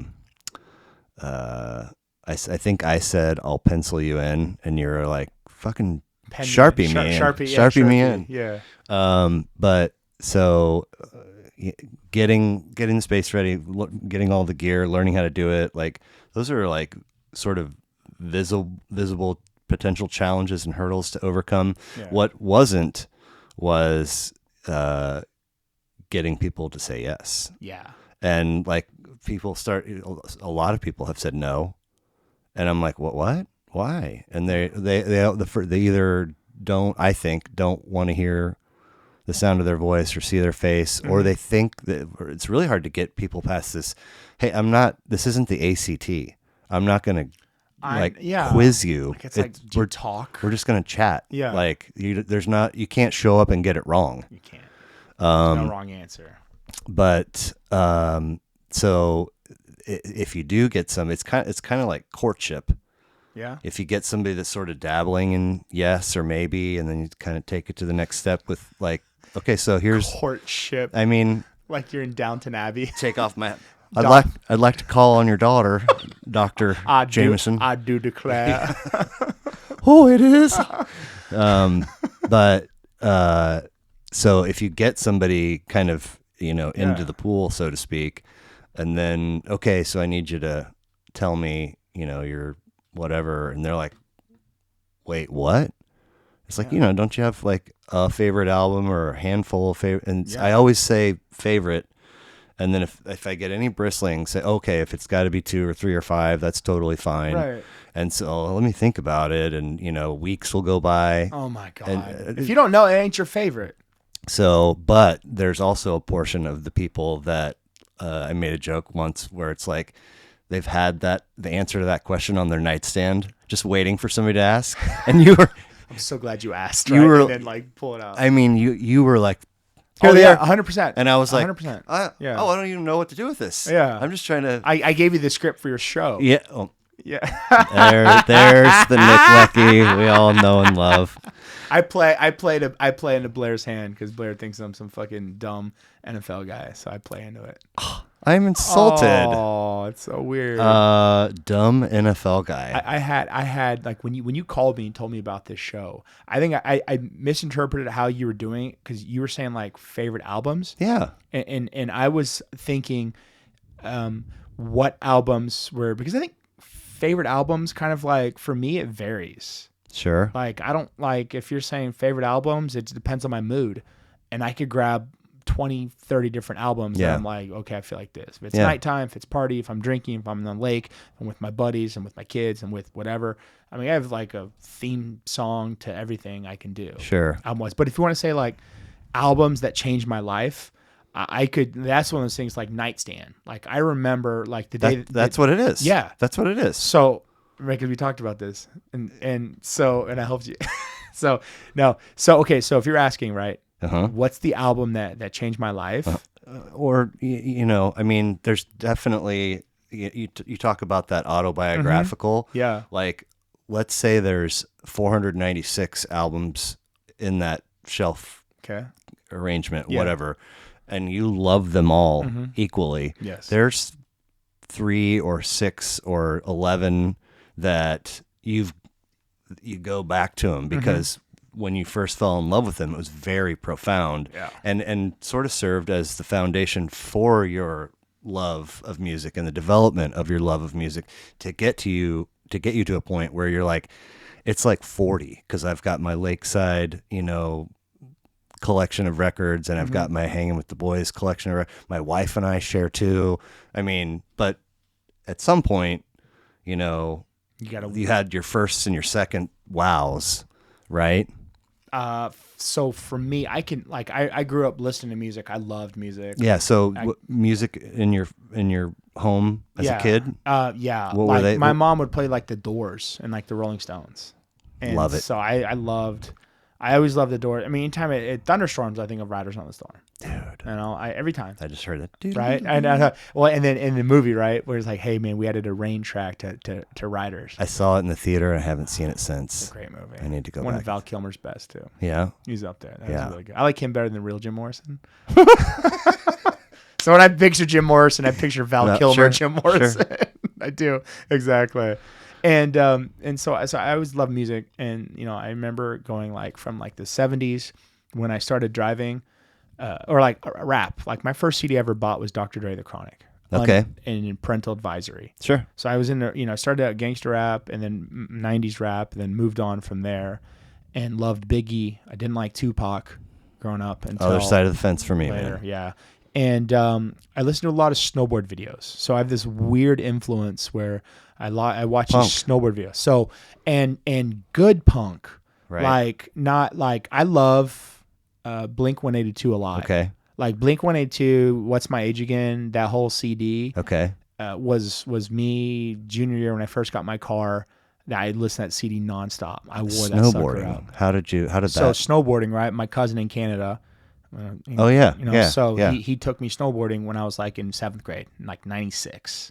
Were you good like first time? I sucked. Oh, okay. It took me like 3 days, but I've been doing it since then, so I'm really good now. You still ride? I love it. Yeah. You own your own? Yeah, I do. Yeah. You fly with it and shit? Yeah, I do. Nice. Yeah, but I love it, man. I absolutely love it. Rest of the family? Nobody skis. Got him into skiing. They all like skiing. Everybody but you. I'm the skis. odd man out. Okay. Yep. And I remember. You don't really think that I've looked at you as a dumb football guy.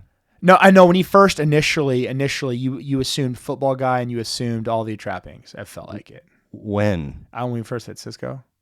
But I didn't know the football thing until like way later. That's a good point too. I assumed that too. Maybe. Literally, it seemed like an easy job for a former fat kid was how right like, a chuckle, like sense of humor, and then it was a while until you were in the.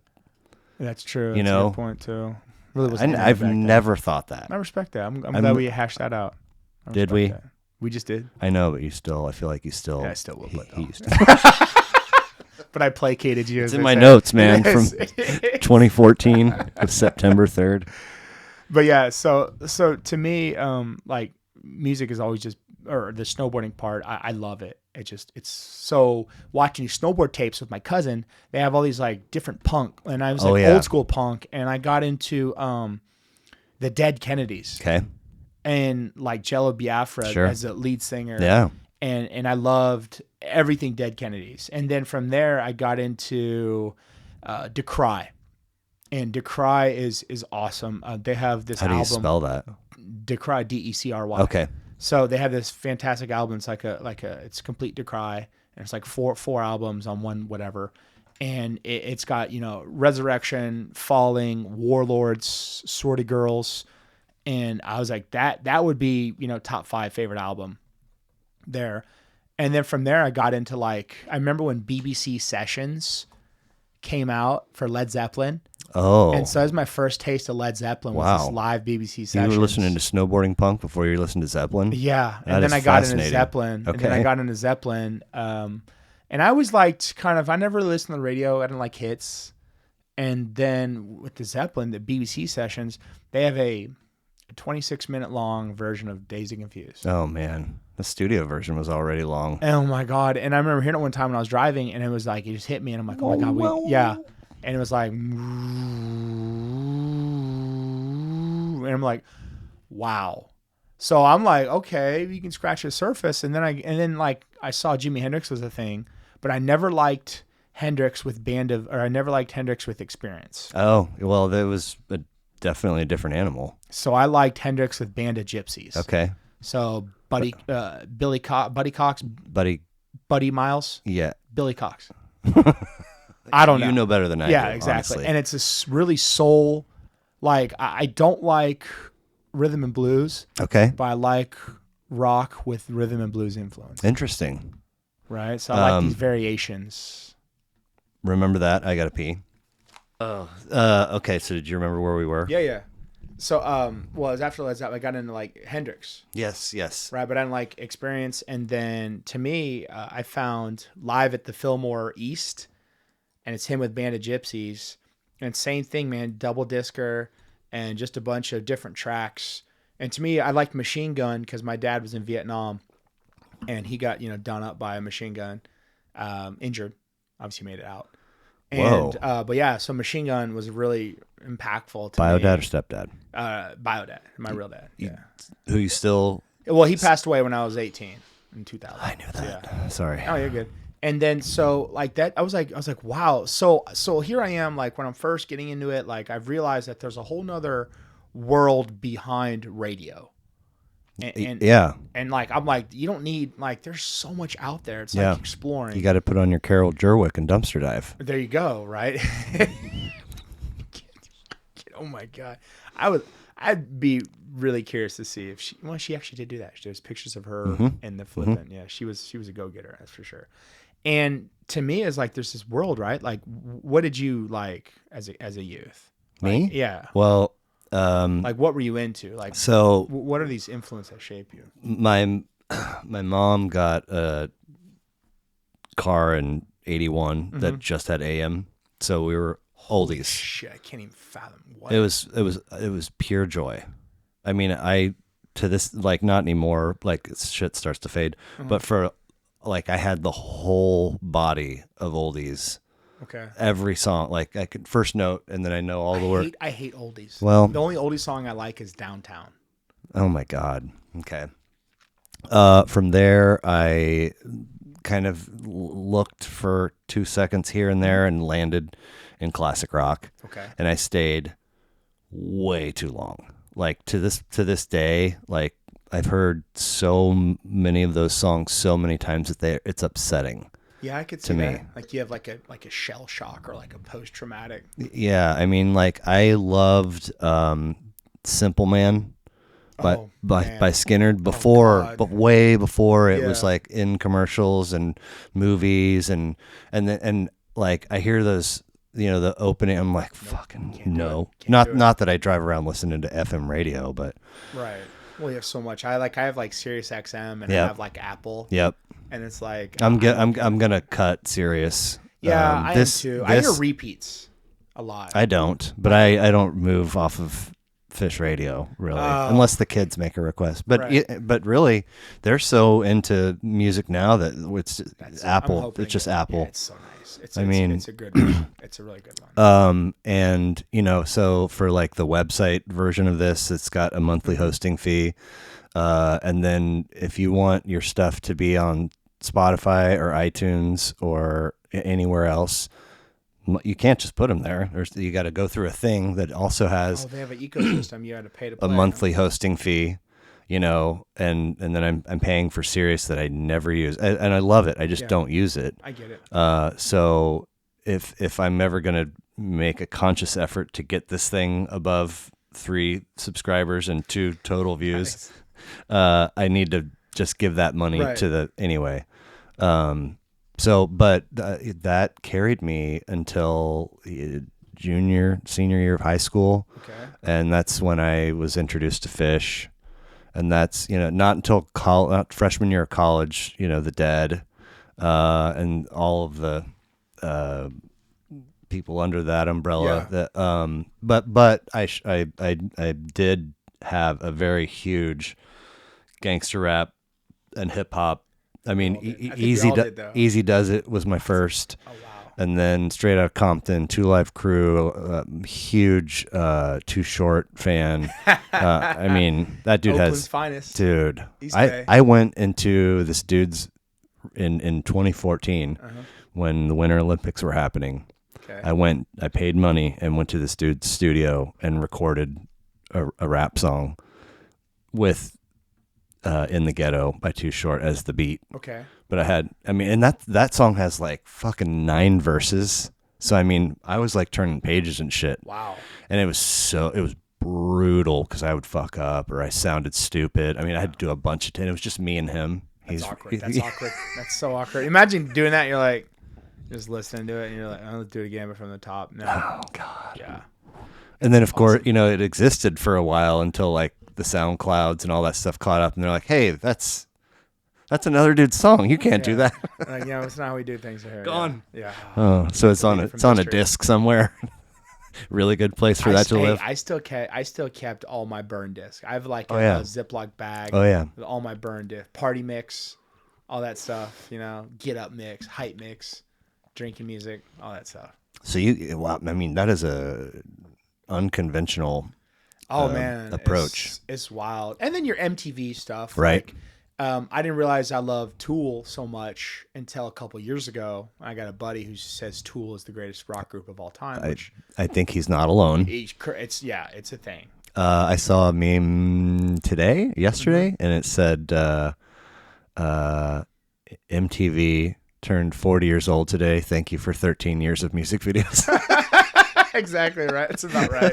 That's so damn true. Yeah, it is. I don't even know what they broadcast. I haven't turned it on in so long. I'm assuming Jersey Shore reruns in Real World. Road Rules. Yeah, exact challenges. Exactly. That's Season 29. Oh my God, I can't. We've been around longer than Survivor. I used to want to be on Real World, back when it was like a real thing. Like I remember watching the San Francisco show, because New York I was young, LA was cool, or in San Francisco I don't know how they went, but it's like San Francisco they had like real jobs. Like Pam was like a doctor. What's the one dude was like a cartoonist. Okay. And then they had Pedro. Right. That name sounds familiar. Died of AIDS, right? He's that guy. Wow. Pedro Zamora. Yeah. And then they had fucking Puck. Fucking Puck. The first villain. The first right? blowhard. Yeah. Of all that category. And then now they're all Pucks. And then they you got to watch like 7 episodes of the new season to find out who's not the Puck. Right, basically, right? Who's like the normal schmuck who wants to get on there and just not live on that reality show circuit. So, I mean, I feel like I don't remember if we were texting or if we were on the phone, but I feel like we were on the phone and I said the question, I proposed the question. You were like, easy. Cornershop, Handcream for a generation, and Yankee Hotel Foxtrot Wilco. And I was like, I need to get a pen. Hold on. I mean, so you're in that camp. Yeah. I mean, I know when my music, like, I remember the first time I got fucking I was like, what in the flying fuck is this?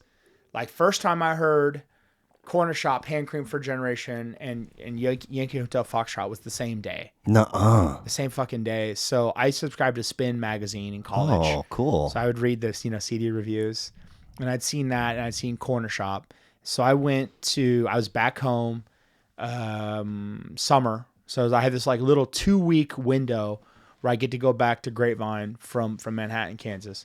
Love him, by the way. Okay. Sex, Drugs, and Cocoa Puffs, one of my favorite books. I couldn't make it through this one. I stopped after. All of them before, and I'm not saying that this one isn't good. We're talking about Chuck Klosterman. This is called But What If We're Wrong? I got, my bookmark's still in there. Halfway through? I got halfway through, and I was like, shut it down. No. I don't understand. Like I said earlier, all the shit that is really tickling your fancy. Yeah. I can't comprehend shit like that. But he did, as soon as I'm done with Subtle Art of Not Giving a Fuck, his new book I have in the kitchen, which came out in February, and it's called The 90s. And the cover is just a picture of one of those clear phones with like the neon. Were you too young for those? I was too young for a clear phone. I got to show it to you. If you said like a red Nokia phone, I would know exactly what you're talking about. Whatever. But so anyway, so I'm back home from college. I'm in Grapevine, and I'm about to go. My buddy's. He's got like a boathouse on Grapevine Lake. So it's like literally, it's what it is. Is you store your boat in a shed, and you can party on it, you can drink, and you got a thing you can jump off into the lake on the shore. And I'm like, all right, well, I got to buy these 2 CDs from Virgin Records. Yeah. Right. He wrote for Spin back Yeah. in the day. That's how what that connection was. I loved it. That's how I found out about Chuck Klosterman. Such a good writer. Sex, Drugs, and Cocoa Puffs is one of the greatest books. Dude, Fargo Rock City. Yeah. Do you know that one? I've not, no. All I read was that first one. Then I'm like, he got big, and I'm a music snob. So I'm like, no, whatever. He's too big. I think it's Fargo Rock City where the assignment is to drive to places where famous people either blew up or died. Okay. And he goes to Jim Morrison. It's such a fucking good book. And because he weaves, like, he's a very, he comes across as dry, and he doesn't have a huge presence online, social media, but he definitely comes across as kind of like serious and dry. Oh, yeah. But he's got like, 48 valves of tender emotional love. Okay. So he's always weaving like heartbreak and relationships into tales. Anyway, He's good at that. you're at your Grapevine, you're jumping off the boat. Yeah. So I'm like, okay. Spin magazine. So I go to the Virgin Records with the intent of buying Yankee Hotel Foxtrot. Is this one of these like 3-story Virgin stores, or is it? No, it was just a big Texas Okay. one with a lot of floor space. Right. And so I get it, and next to it is Cornershop, Handcream for a Generation. Never heard of them. And you've heard of the song. There's another one on his first album, and it's When I Was Born for the seventh time. And it's Brimful of Asha. That's the biggest hit that they've had. I don't like it. Okay.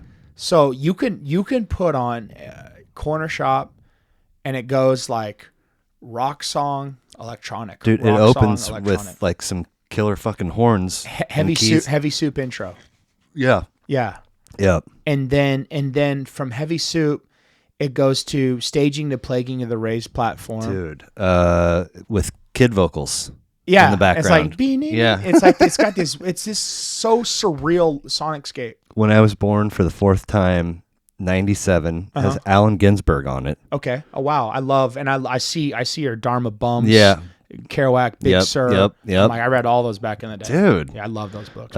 Rolling Stone called it an essential recording of the 1990s. Wow. Okay. When I Was Born for the 7th time. Yeah. So this is the follow up to that. Yeah. It's just so much better. Noel Gallagher on guitar. You know who that is? Yeah, from Oasis. Yeah. Yeah. I was like, what? Okay. Yeah. Is that on Handcream? Yeah. Yeah. I mean, so there's so much good shit. And it's one of those ones where I'm like, I found this out through Spin, and I remember. Oh, you didn't one of the few, randomly? Well, I think I'd heard of it. Okay. And then I saw it. I'm like, okay, I'll check it out. You're not going to buy based off cover. I mean, I'm not an amateur CD buyer. You are. I mean, I have. I have not. Okay. But I mean, this is.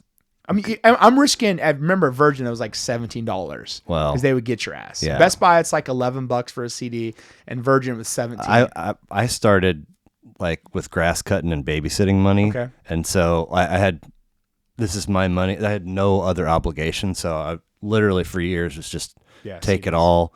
But I was also buying cassettes for $7.99, $9.99, sometimes $6.99 if they wanted to.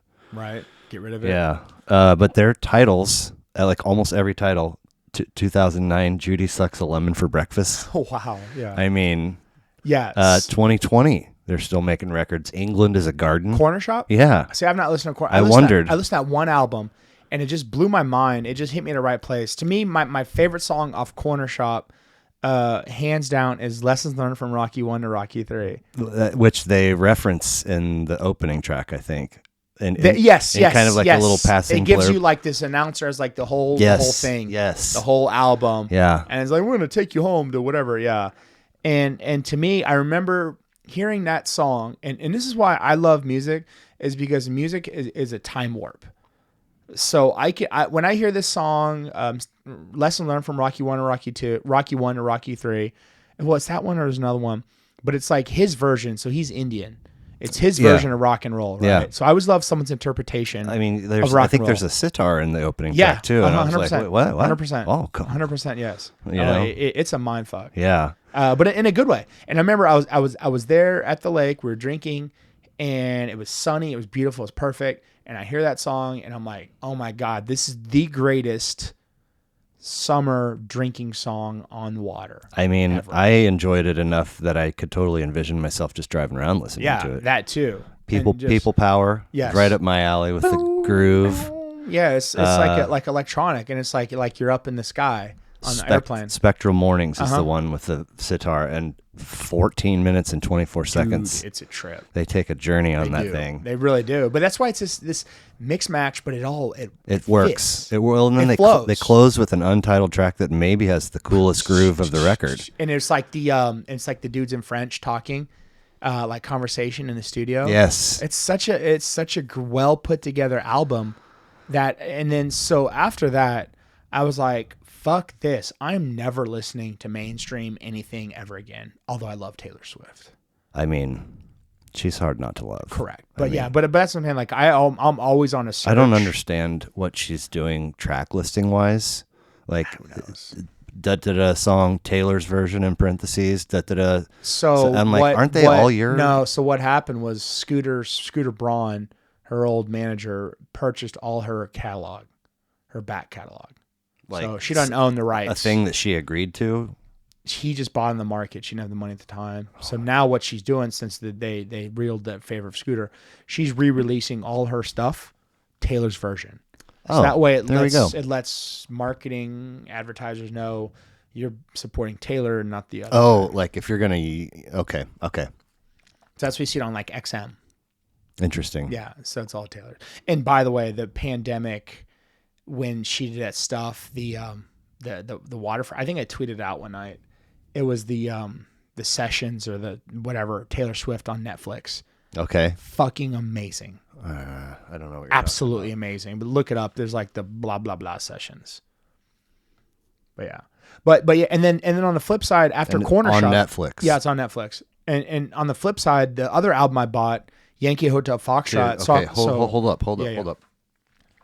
So when you answered, like I said, I need pen and paper. Oh, right away. Yeah, I knew when my life changed. And I couldn't believe that the answer that you had so ready to deliver featured, I mean, not only two, which is totally fine and cool. I would probably have two in mine as well, but I couldn't believe that one of them was somebody that I've never heard of before. Yeah.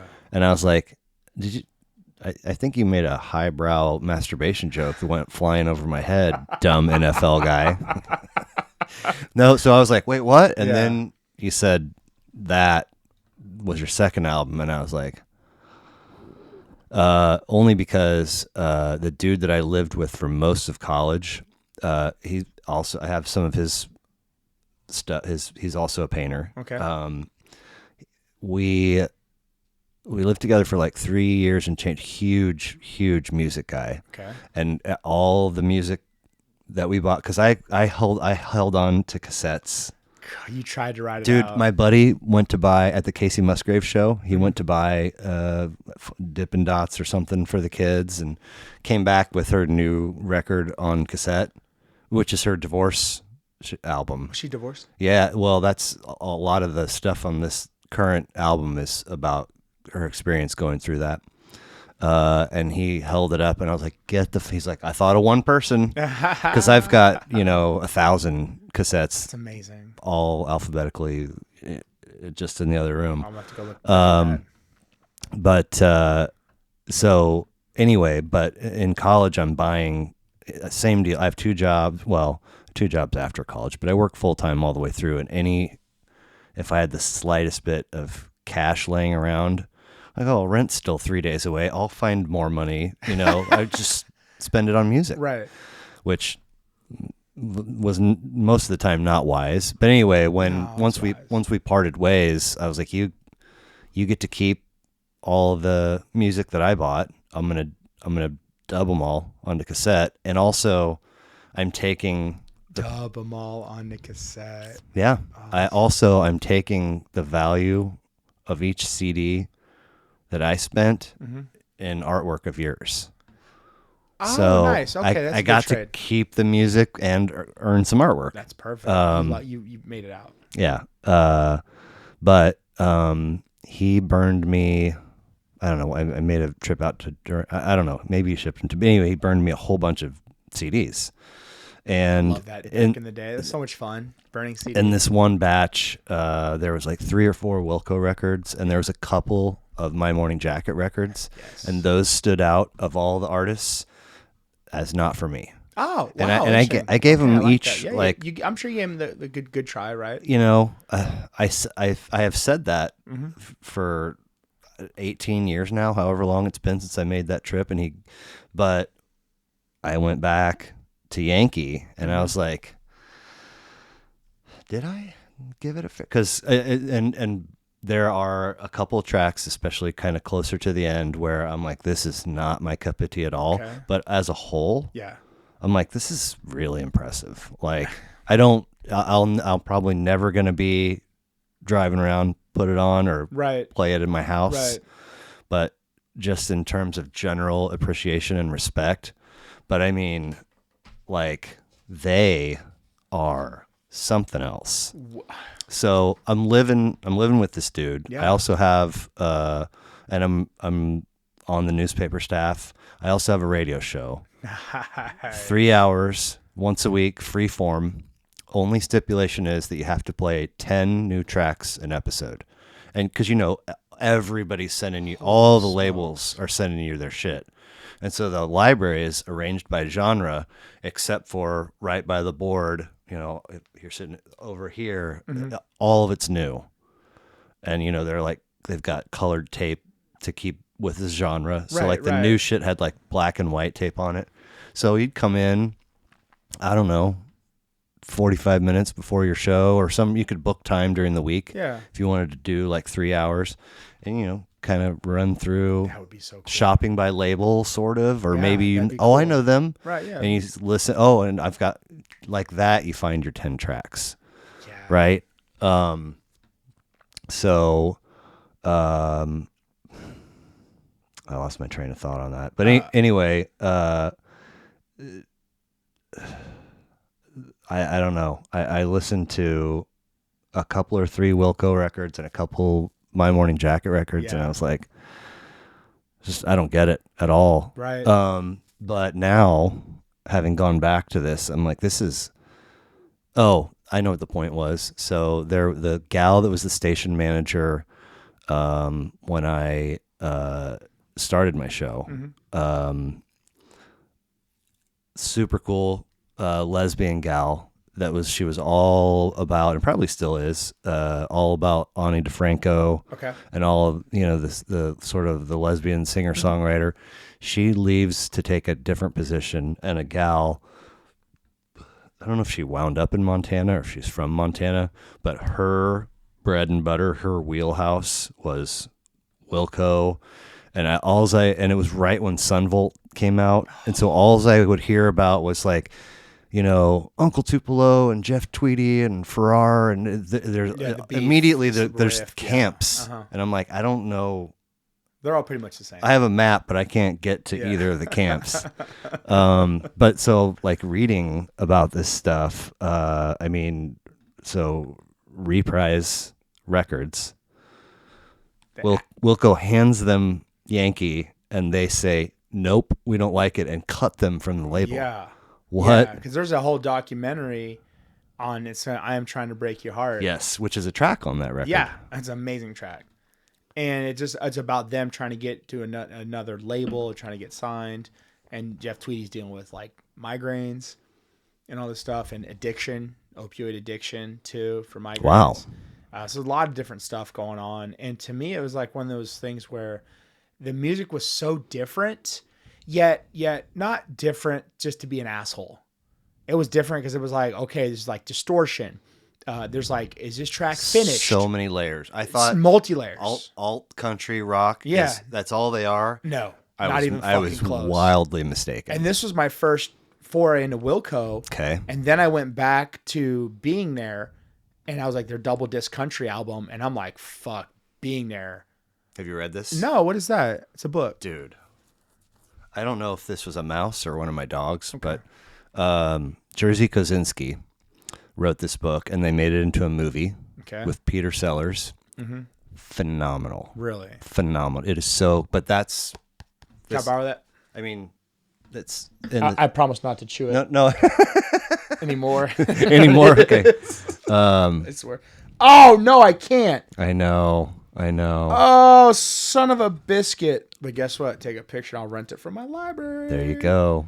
But yeah, so It's a must read, and then you got to watch them. I have the movie on VHS if you want to borrow that. But to me, it's like being there as a double discer, and it's like the first one is like this country, and it's like I said, it's like I don't like full country, but I like this sort of country rock, and that's what being there is. Okay. But it's like to me, the track that stood out, and for most people on Yankee Hotel Foxtrot, and especially me when I got it in the lake that day, and we were just going through the tracks, was Heavy Metal Drummer, of course. Fascinating. It was like the first one. It was like first fucking listen. I was like, oh my God. Because I need up tempo. I need like up tempo. Okay, let's get to the tracks in just a sec, but it's worth mentioning that when I'm listening to a record for these conversations, I really try to only make notes about tracks that really speak to me. And I was like, I'm going to wind up with a note for every fucking song on this. And that's the first one I didn't make a note on. Really? I think that the title of the track was so appealing to me, and then it started and I was like, I love this. And then I just found myself kind of treading water in this pool of generic thought. I was like, if I force myself to say something, it's going to be lame, but so go through the tracks. Well, we will, but I also thought the name of this was just silly. Yeah. And happenstance. No, it's phonetic alphabet sequences. Like Zulu alphabet. Yeah. Well, or like the, Bravo, whatever they say on the Alpha, Bravo, yeah, Charlie, that shit. Delta, That shit. Echo. Yeah. So much drama associated with recording, production, and release of the record. And the outfit in its entirety. I mean, like I said, the camps, Uncle Tupelo, Jay Farrar versus Jeff Tweedy. But also when Reprise said no thanks and cut them, they put it out, they streamed it for free a week to the day after 9/11. Really? Yeah. And since they've later like officially released, but I feel like I read a number of other situations where like, boom, new Wilco records up and streaming on their site. Eventually it gets its official kind of release, but how fucking cool. What? What? Oh, wait, did Wilco do that or did Reprise do that? No, Wilco did. That's cool. Yeah. And gave it away. And then multiple times. That was before streaming was even a big deal in 01. Exactly. It's like ahead of the time. If you're it's like being an NFT. Oh, speaking of shit I don't understand. Yeah, exactly. But I mean, if you're like in the know, and if you're a fan, like your band's new material is just boop boop boop. Just dropped it. Yeah. They adopted early with that. Live debut on 11th. Oh yeah. Oh, their live debut, November 17th, 1994. Do you know where? Chicago, KC, where? St. Louis. Oh wow. Yeah, it's Scotch the Trade. Selling at Scotch Trade. There was debut. 3 names away from being Scotch Trade at that point. So Sunvolt put out 11 records. I love Sun. So I got into Sunvolt. I love Sunvolt. Like to me, it's like Sunvolt, Uncle Tupelo, Jayhawks. But I think Sunvolt is my favorite. But Sunvolt is but they're all kind of similar. Like you could put 3 of those together, but yeah, Sunvolt. Yeah. So many personnel changes across the life of the outfit, and complicated wrinkles to their story. You had like 2 guys leave during the middle of filming the I Am Trying to Break Your Heart. Like I thought I was done as I'm reading and taking. I thought I had covered all the camps and so forth. There's 2 Mermaid Avenue records. Yep. And Down with Wilco. One of them has Natalie Merchant. Oh. You know who that is? Yeah. You remember her? You remember her?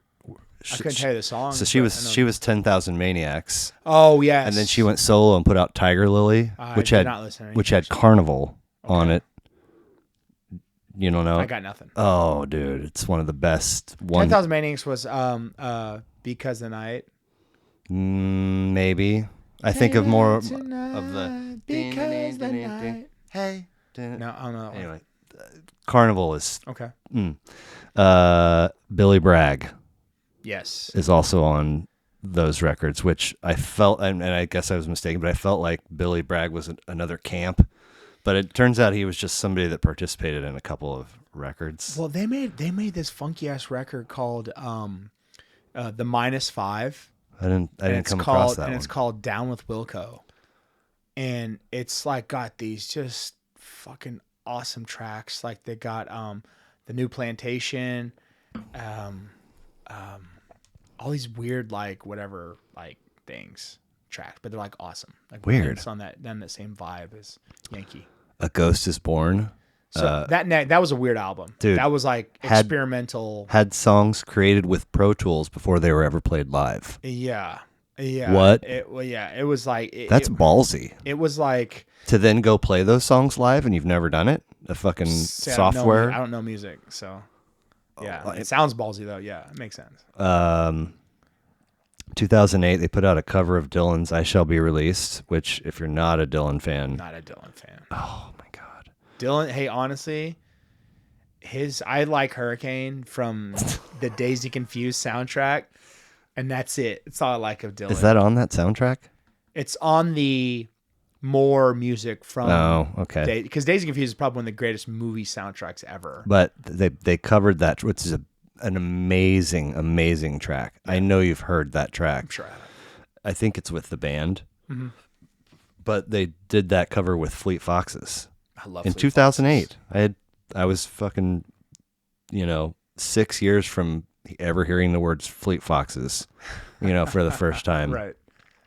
2009 they toured with Beck on the West Coast. Are you a Beck fan? No, not really. Oh my god. I didn't think he was. I would have bet my life on it that his first track he was a one-hit wonder. Yeah. No fucking way. Loser. Yeah. No way. I would love, if ever I was given the gift of unlimited time, I would love to become an expert on his discography. But also his journey to becoming a musician and what he's been like across these different levels of popularity. I just think he's fascinating. A lot of comparisons to Radiohead, which at first I didn't see, but by the time I was done with Yankee, I was like, oh, okay. Yeah. Which I immediately knee jerk. I remember when OK Computer K.I.V.A came out, I was like, no, I'm good. OK Computer's that's what I've heard. Phenomenal. I've gotten into it now. K.I.V.A, I can't. It doesn't work for me. But I'm like, okay, I get what they're. Rolling Stone called him one of America's consistently interesting bands. That's interesting. What is that? It's like, is that a compliment? It's sort of like I don't know how to label you. Yeah. You're not really good. Not really bad. I was pretty surprised to learn that they put out 11 records. Also, yeah, they put them out. They got a good live following. I've heard like my dream concert Wilco would be if they just straight up played Being There. And then encored with like Yankee or something like that. Like 2 nights. At the bottom of their page is a chart with years and members, and it's all color coded to help you identify who was. Makes sense. All right. I'm Trying to Break Your Heart. Somber and clanky, fascinating lead off track. 7 minutes to kick off the record. It feels desolate. I feel like it feels like I'm having a migraine. I think that's a feeling they visit more than once on the record. A lot of desolation. But when it gets to the piano jam and it takes a turn, and there's some percussion and like wild emotion, I'm like, this is that's what I'm saying. And it's the first track, and it kind of goes like off the rails, and the sound, and it screeches to a halt. It screeches to a halt, and then Camera with a K is next, and what a beautiful beginning and such a weird to just track one come ends from there to two. like what? Like if you just heard Camera, okay, cool, it starts out strong, but it's like if you're listening to the album and it's like that's why it's such a great album because you just let it play and it just goes into that and it's like okay, and then it's like this kind of like to my eyes. I just now got that the acronym ends with play and it is now you're back into full words because when you said it earlier. You're like, let it play. I'm like, there's 2 more letters. Yeah. That's how dumb my brain is. Right, exactly. Radio Cure. That's when I feel like we're on a... Like I'm hungover. No, like I'm on a museum tour. Oh, yeah. And every, there are different exhibits and you didn't know that they kind of weren't going to be connected, but they kind of are. Just, I mean, and a little Radiohead feel, kind of War on War. Oh, dude. Oh, top 3 tracks on there. It just melody, the groove. I mean, All of my gosh. Like at first I was like, I really like this, but I don't know why. Yeah. I don't know how to describe it. And to me, my theme of what I've discovered that I like is I like an unfinished product, and I like bullshit nonsense lyrics. Like, I like shit that does not sound polished. And Yankee Hotel and Cornershop are both those ones where I figured out what I love. I feel like Handcream feels pretty polished. But not. Because of the way the intros and how it flows. And it's like... But Yankee Hotel more so flipped me on that pathway. Okay. Like... Jesus, etc. That song, probably low-key one of the greatest songs. At very touching opening strings. Is that Jesus Don't Cry? I think so. Jesus Don't Cry? Yeah, that's a... Chill keys and steel string. I know, is steel string guitar and slide guitar the same? I don't know. I don't know. Okay. But either way, like both of those things, I'm like... Yeah, exactly. I'm in. I'm sold. Yeah. And then I think that's where I skipped. I think it's heavy metal. Track 7. Yeah. Heavy metal. So, I mean, why is that the flagship, so to speak? Well, to me... If you're talking about pure like dessert or pure like one of those tracks where another album I could point to would be Spoon's Gimme Fiction. That whole album, because I started Spoon in college, so I was listening to Spoon. Is that dum dum dum? It's got like a nice, very distinct, thick bass. It kind of became, it put Spoon on the map, kind of. It that did. One track. And then 5G's ga ga ga ga ga put them. It was the fucking whatever. And I stopped listening to 5G's. But like Spoon, I was listening to Spoon before like Gimme Fiction. Was 3 before Series of Sneaks, and then and then 2 other ones. Okay. And it was like Girls Can Tell, Fitted Shirt, Jonathan Fisk, Paper Tiger, all these stuff. I'm like, okay, it's great. And then when I heard Spoon's Gimme Fiction, it was like the first album where I put it in. It was by weekend with my wife, and I bought it at Best Buy, and I put it in, and I'm like, fuck, this is so good. Are you guys on the same page typically? No, not a shot in hell. So you bought it with her and then put it in like in the car? And she was like, oh, I like this. Oh, interesting. I was like, I do too. Yeah. What's not to like? It's Spoon. I know, it's really good. But I think with both Heavy Metal Drummer, same concept where I'm out. It's like where that Cornershop Lesson Learned from Rocky 1 and Rocky 3. I put on Heavy Metal Drummer, and it's like the perfect like summer track. Right. And it's like we've like in the landing by the summer, like it's like Heavy Metal Drummer. It's like the perfect, like that was like in a landing and by the lake or something like that. It's just relevant. So back to one of those things, like I can time warp. Yeah, man. Like I can put on to this day both those tracks and think and know exactly where I'm at. And that's to me my love of music is that where like I can point to like certain songs like Blink-182's Damn It. Like I know I was at my buddy's TJ house and he played it for me because I was listening to the fucking, What's My AG and repeat, and he goes, hey, have you checked out Dude Ranch and Damn It? And I'm like, oh my God, this song is so great. And the same thing with movies. Like I think you can look at movies and there's like the reason why Pulp Fiction, Wes surf rock, Wes Anderson, his movies. Yeah. Like I've heard he writes scenes based off of certain songs. And wow. And I think that where movies go wrong. You do like People Under the Stairs and Nightmare on Elm Street and shit? No, I don't know. That's Wes Craven. Wes Craven. Okay. I was like, no. Same thing, right? Yeah, right. Royal Tenenbaums and Hellraiser. Exactly. Children of the Corn. But yeah, so it was like, so that's what I love about movies, because there's like, if you hear the same fucking Vietnam song over and over again, like Skinner, Rolling Stones, you're like, okay, it's a Vietnam track. Right. But that's what your brain thinks. Does Skinner have a Vietnam track? Oh, yeah.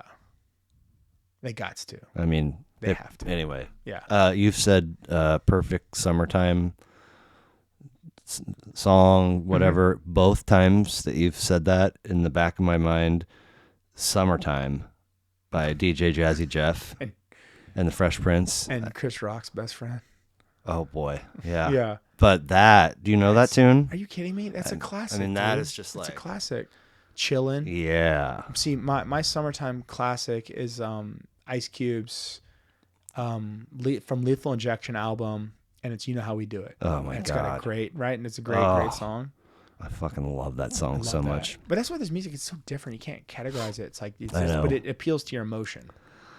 So my next note was on Ashes of American Flags. Somber. Whoa. Holy shit. Yeah. Yet uplifting. Yeah. Right. And like, how can you have both? How am I this in a depressed, form, but like, kind of like motivated at the same time? They're all about the unconventional transition and the sort of Abrupt transition sound profiles Yeah. that you can't like necessarily put a label on. It's a sonic landscape. Yeah, it really is. It really is. I'm the Man Who Loves You. I knew I saw that and I was like, I'm probably going to love this song because I feel like I identify with that title. Like, and it's a countryish, right? That's Yeah. a countryish, like, yeah. And with horns, yeah. which, I and haven't listened to YHF in so long. dude, and I'm then gonna and then listen they to it close. They close. I mean, I think I skipped one more, but they close with another 7-minute track. Yeah. Like, really bold. Yeah, I mean, I like that. yeah, for 100%, because what year did this come out? 01, 02. Okay, Something like that. April of 02, maybe. I don't know. but we're really 0102. We haven't really divorced ourselves from the like kind of 3-minute 45, 4-minute 15. Like I've successfully after this day, right? I know what you're saying. In radio land, in MTV land, in record label land, like you need 10 of those. Call us when you have them. And there's artists that are like, if you're not gonna, well, I'll figure out my own way. You know what I'm saying? I believe in this track. Like, I believe in this whole record. But I mean, when I got these CDs from that buddy, I sat at, I was in grad school living in this duplex, and I went into the guest room where my computer was and put them in the computer and sat there and listened to them. I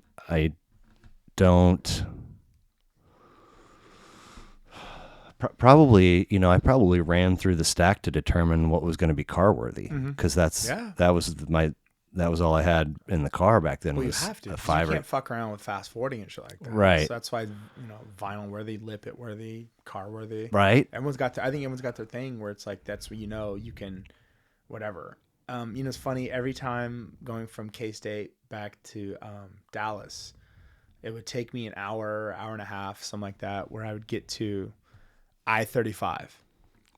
And being from Texas, I like red dirt country.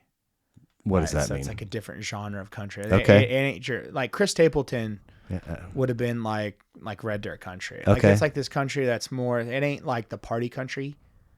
It's not like Jason Aldean or Luke Bryan or anything like that. Okay. So it's like sad dog truck. no, drunk. it ain't quite like that either, but it's like just real country. So like you got guys like you can see all my buddies got me into red dirt country. Okay.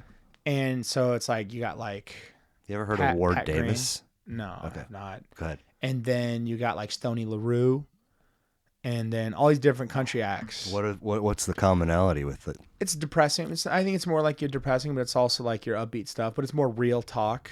It's not talking about like get on my pickup truck and go back and da. Are they talking about like real life shit? Yeah. Okay.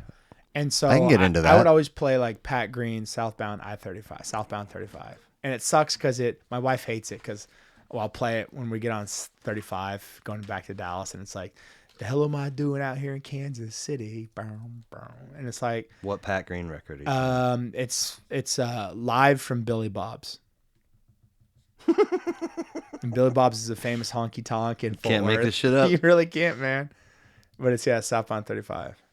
And then my favorite like songs are when it comes to like red dirt country is I'm blanking on the artist.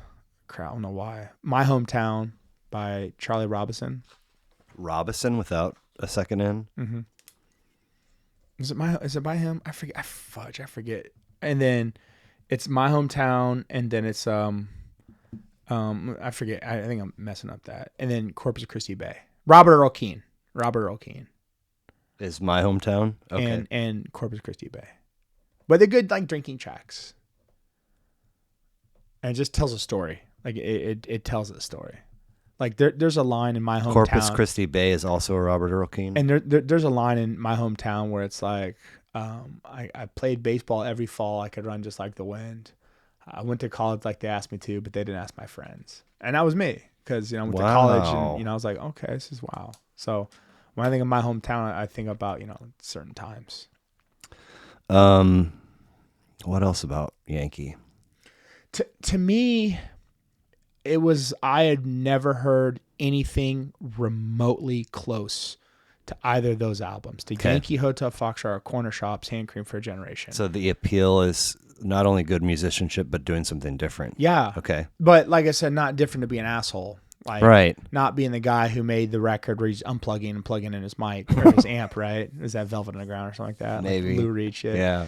And to me, it encouraged me to constantly, like, for the rest of my life, be open, to explore, to be, Tenzing, what's his face, and Sir Edmund Hillary, and wait, what? Tenzing Norgay. He was the Sherpa for Sir Edmund Hillary to summit Everest. Oh wow! Yeah, it was his guy, okay, the Sherpa. So it constantly reminded me to be on that path, to always look out for new music, and I never wanted to be that old person who still listened to, just Blink.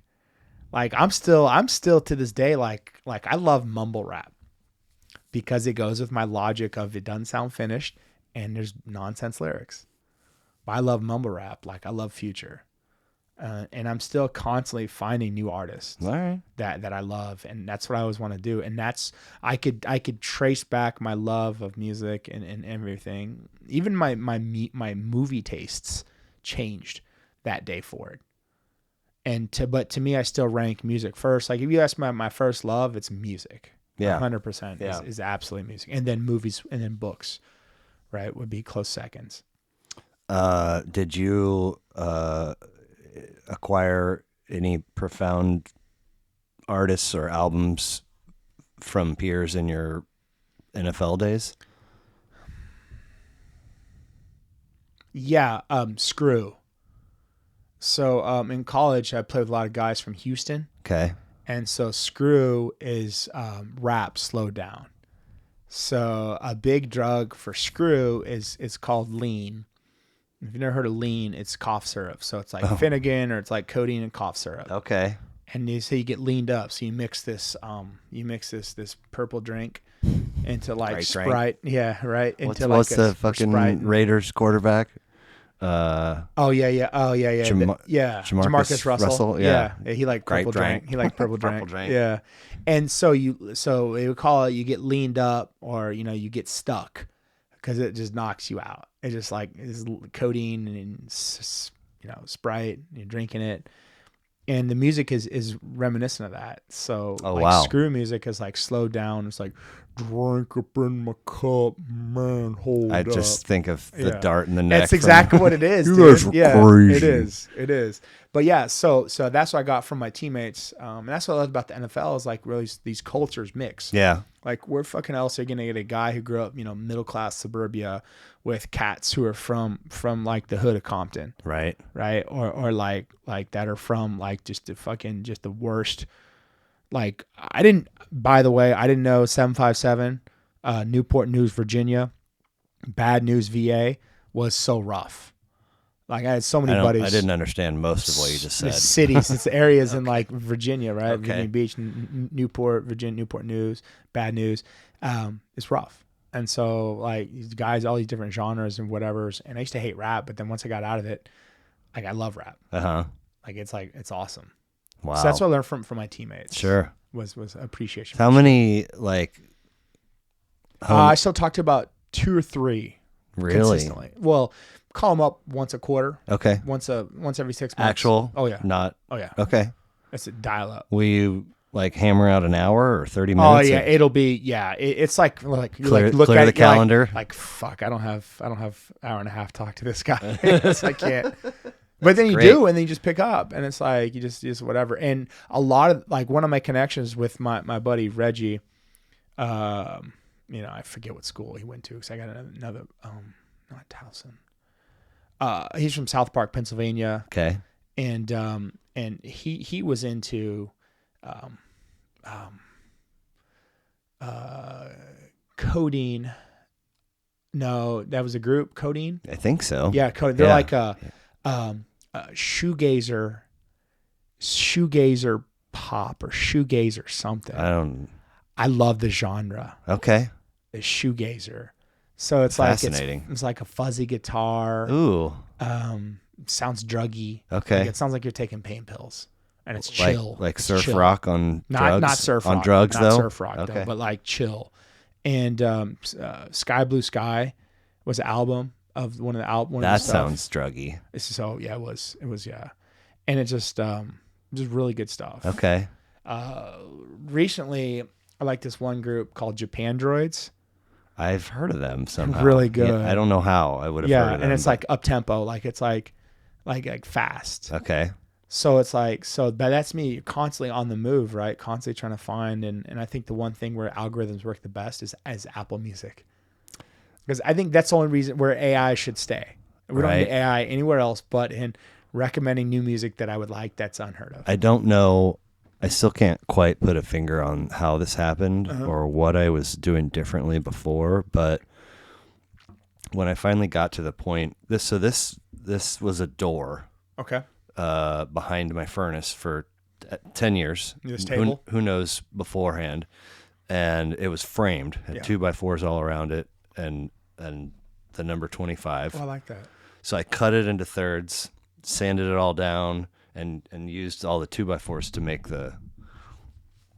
But I'm not handy, So this all I had to draw a plan.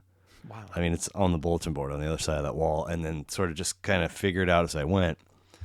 And I had hit this girl up, and I was like, I want to do, and she was like, and I want you to do an episode. She's like, no. Oh wow. And I was like, we went to kindergarten together, and we still kind of our group still kind of hangs out. Mm-hmm. And I was like, wait, what? She's like, no, I'm not doing that. And then the evening ended, and we probably texted a week or so later. And then out of the blue, I was just right over there trying to put this thing together. She texted me an artist and an album title. And I was like, so you're in? I was like, oh my God, amazing, so amazing. So I pull up that album, immediately fall in love with it.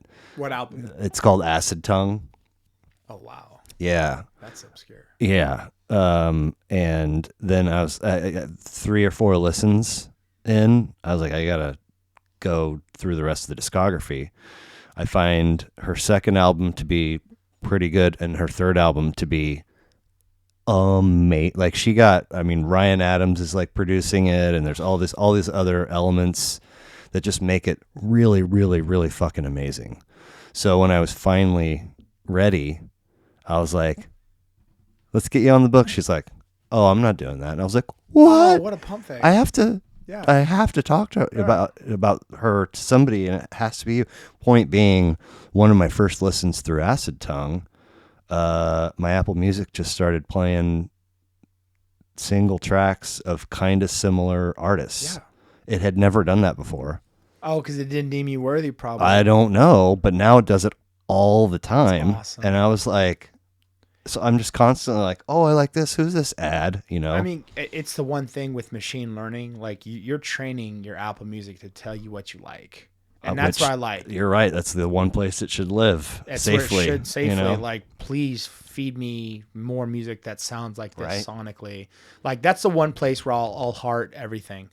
Like, if I like to add to my library, love it. Suggest more songs like this, and just so good. It just I was. There's a whole world out there. I was doing that for like 2 years with Pandora, and I started getting lots of repeats. And my buddy was like, "Oh, don't heart it. If you heart it, then they'll play it again." So I don't do it at all. Apple Music is different. Okay, Yeah, it's. So you mentioned when I went to use the restroom that you have a fishing trip coming up, I got like a guys trip, and we go like to Galveston. Dude. And me and my buddies, we've known each other since like 4th grade. I mentioned this exact memory on another episode already. I didn't say who you were, but you put, God, I guess maybe it had to have been last summer. Okay. But you put up a little clip on Instagram, and what you can see is like the corner of a boat. Oh yeah. And your foot is hanging. I was sitting at the front of the boat. And the caption is like, nothing like being 80 miles offshore. Yeah. And I was like, I was like, you're 79 and a half miles too far. Turn around, turn around. Yeah. Oh my God. I mean, dude, there's I can't even. So my dad, my real dad was he worked on ships. So he'd be on these cargo ships for like 6 months out of the year. And so I have sea legs. So I don't get seasick. Oh, it's not that. It's No, it's capsizing and sharks and everything else, dude. So all these books I'm reading, technology. I mean, your phone don't work out there. Your phone is essentially a photo and video thing. That's it. Sure. So when you're 80 miles out, like I think the radio cuts out about 10 minutes from the That's appealing. The being on the ocean part, not so much. Yeah. But it's funny because you're out in the ocean. It looks like Hawaii. Like I remember I've been swimming in like 1,000 feet of water next to this oil rig, where barracudas were in there, and I'm wearing my watch. And my buddy's like, "Hey, dipshit, what does your watch look like?" I don't know. He goes, "It looks like a bait, and that's why it looks like a fish, like a mackerel. That's why the barracuda's following you." I'm like, "Okay, I guess better take this off." Or get out of the water. There's something about like I know being that far out, and it's like, God, it's scary. It's super capital S scary. But I love the idea that I'll find a picture after this, but. There's a picture of me and my buddy. We're just floating in the middle of the Gulf of Mexico, and there ain't another boat, there ain't another anything. Can't see shore, phone don't work, nothing. There's a fascinating track on Acid Tongue called Godspeed, and it appears to be about. And I've said this on a different episode. She's like, of all the female comics and female musicians that I've listened to over the years. She there's a vague specificity or a specific vagueness in the lyrics to her song that like you kind of see what's happening, but it also is open to interpretation enough where you can kind of insert your own kind of deal. But I feel like she's got this ability to speak to, I mean, I don't want to say both genders, but speak to everybody and in terms of relationship kind of stuff. And in this particular song, it's like whoever is the other half of the relationship is dealing with some stuff, been dealing with some stuff.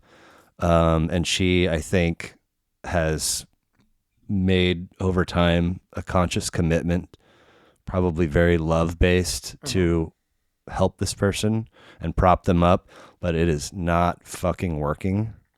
And so she's cutting ties and saying Godspeed to you. Keep the lighthouse in sight. And my kids, if you ask my kids right now about Jenny Lewis, that's the artist's name. She'd probably roll her eyes. They would probably roll their eyes. Cause hold on. Is that Rilo Kiley? Yes. Love her. Fucking, it dumped Silver Linings. Love that. I listened to it for 2 weeks just over and over again. Finally, I was like, I got to figure out who this is. And I was like, get the fuck out of here. And then she's going to be at Boulevardia on Friday. Fleet Foxes too? I don't know, but I think Fleet Foxes. No way. Too. No way. I think Jenny Lewis, is Fleet Foxes too. Whoa. Yeah, I could be mistaken. Anyway, but I love Rilo Kiley. Because she was also in not Death Cab. One of those groups. Dude, I don't know. If those are all accurate, I've got so much work to do. Yeah, but I'm talking to the kid. I'm like, you guys understand what? And they're like, yeah. The lighthouse means that there's shore, and it lets you know that if you're a boat at night to avoid. I'm like, yeah, but what it also lets you know is that when you no longer see it, Yeah, right. You're out there a ways in the big, bad, scary fucking ocean. So turn around. Not so scary. It's free. In your world. It's freeing. So do you follow SEA on Instagram? No, I don't.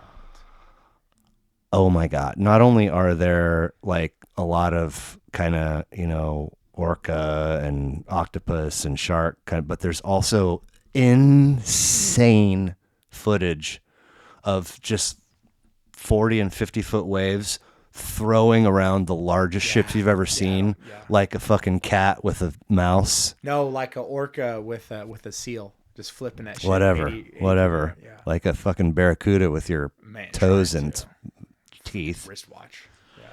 Yeah. But that is, so that kind of deep sea kind of thing, Scotch. You still on a Scotch? Bourbon. Did you have a Scotch? A little bit. Run. A little bit, yeah. Graduated. I had a couple really good Scotches. Okay. I think we went back to a thing, this Yamazaki 18, which is one of my favorite alcohols of all time. Okay. First time I've ever tasted like honey in like a Scotch. Is it a costly bottle? Very much. You're like, you know what's up. Well, no, it wasn't. I didn't buy the bottle. Right. I was back for New Orleans for the reunion. Ooh. And my wife and I went to Commander's Palace. Which Reunion of the Lombardi win? Yeah, uh-huh. Nice. And I went to Commander's Palace, and then they had it on the back, and I was like, oh man, I got it. I was like, how much is that a glass? It's like $100. A glass? Yeah. And I'm like, I'm back for the Super Bowl. Right. I'll get one. Right. It's so in I the got budget. one. Yeah. And so I was like, this is really good. You just can't find it. Cigars? Are you still? I love cigars. I haven't had one in a couple weeks. Okay. But I like cigars because it's like this, it gets people to sit down, and you're committed for about 45 minutes to hour and a half of like his talking, and it's a natural mind relaxer. Sure. Because I have like a billion thoughts in my head. At all times. Yeah. Like it's like that's what I'm saying. Like it's like you can say something and it just like these like it's like a train station that's running through. And they can just I know. That's like whenever I do sit down with somebody, like, it's about the chat. Yeah, it's about music, but it's also kind of a challenge to sort of keep things on track because you sidetrack I'm tangent. Wait, time out. I I'm forgot. tangent. You were in Arizona. Yeah, exactly. I'm tangents. Exactly. So music, movies, bourbon, sometimes cigars, deep sea fishing.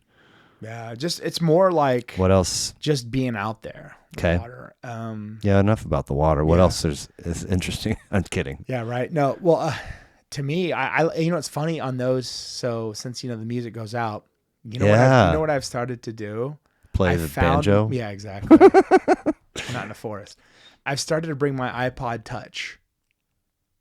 That you can play like you don't. Because it still has a hard drive on it. You don't need to connect the internet. So all your tracks are on there. And it's cool because like my iPod Touch is like a time warp of 09. Yeah. So it's like 09 and back, what were you listening to? Right.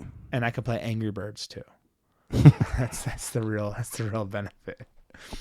Oh my God. I think in the back of that little orange truck over there, my iPod might be sitting. That's awesome. And if I were to try and power it up, I know fairly well that whatever the total contents of the music on there back when I was using it felt like an insane amount of music to have on this device. And now I'm like, sky's the limit, motherfucker. It is. I learned I was adding like, this is a critical album. I was adding those to my phone until, every time I go to take a picture, it's like, you got to free up some. I was like, I can just stream these anytime I want. I don't have to save them to my phone, you idiot. Oh my God. Embrace technology. It's a good thing. You're dumber than the average football player. Oh my God. Meaning me. Totally.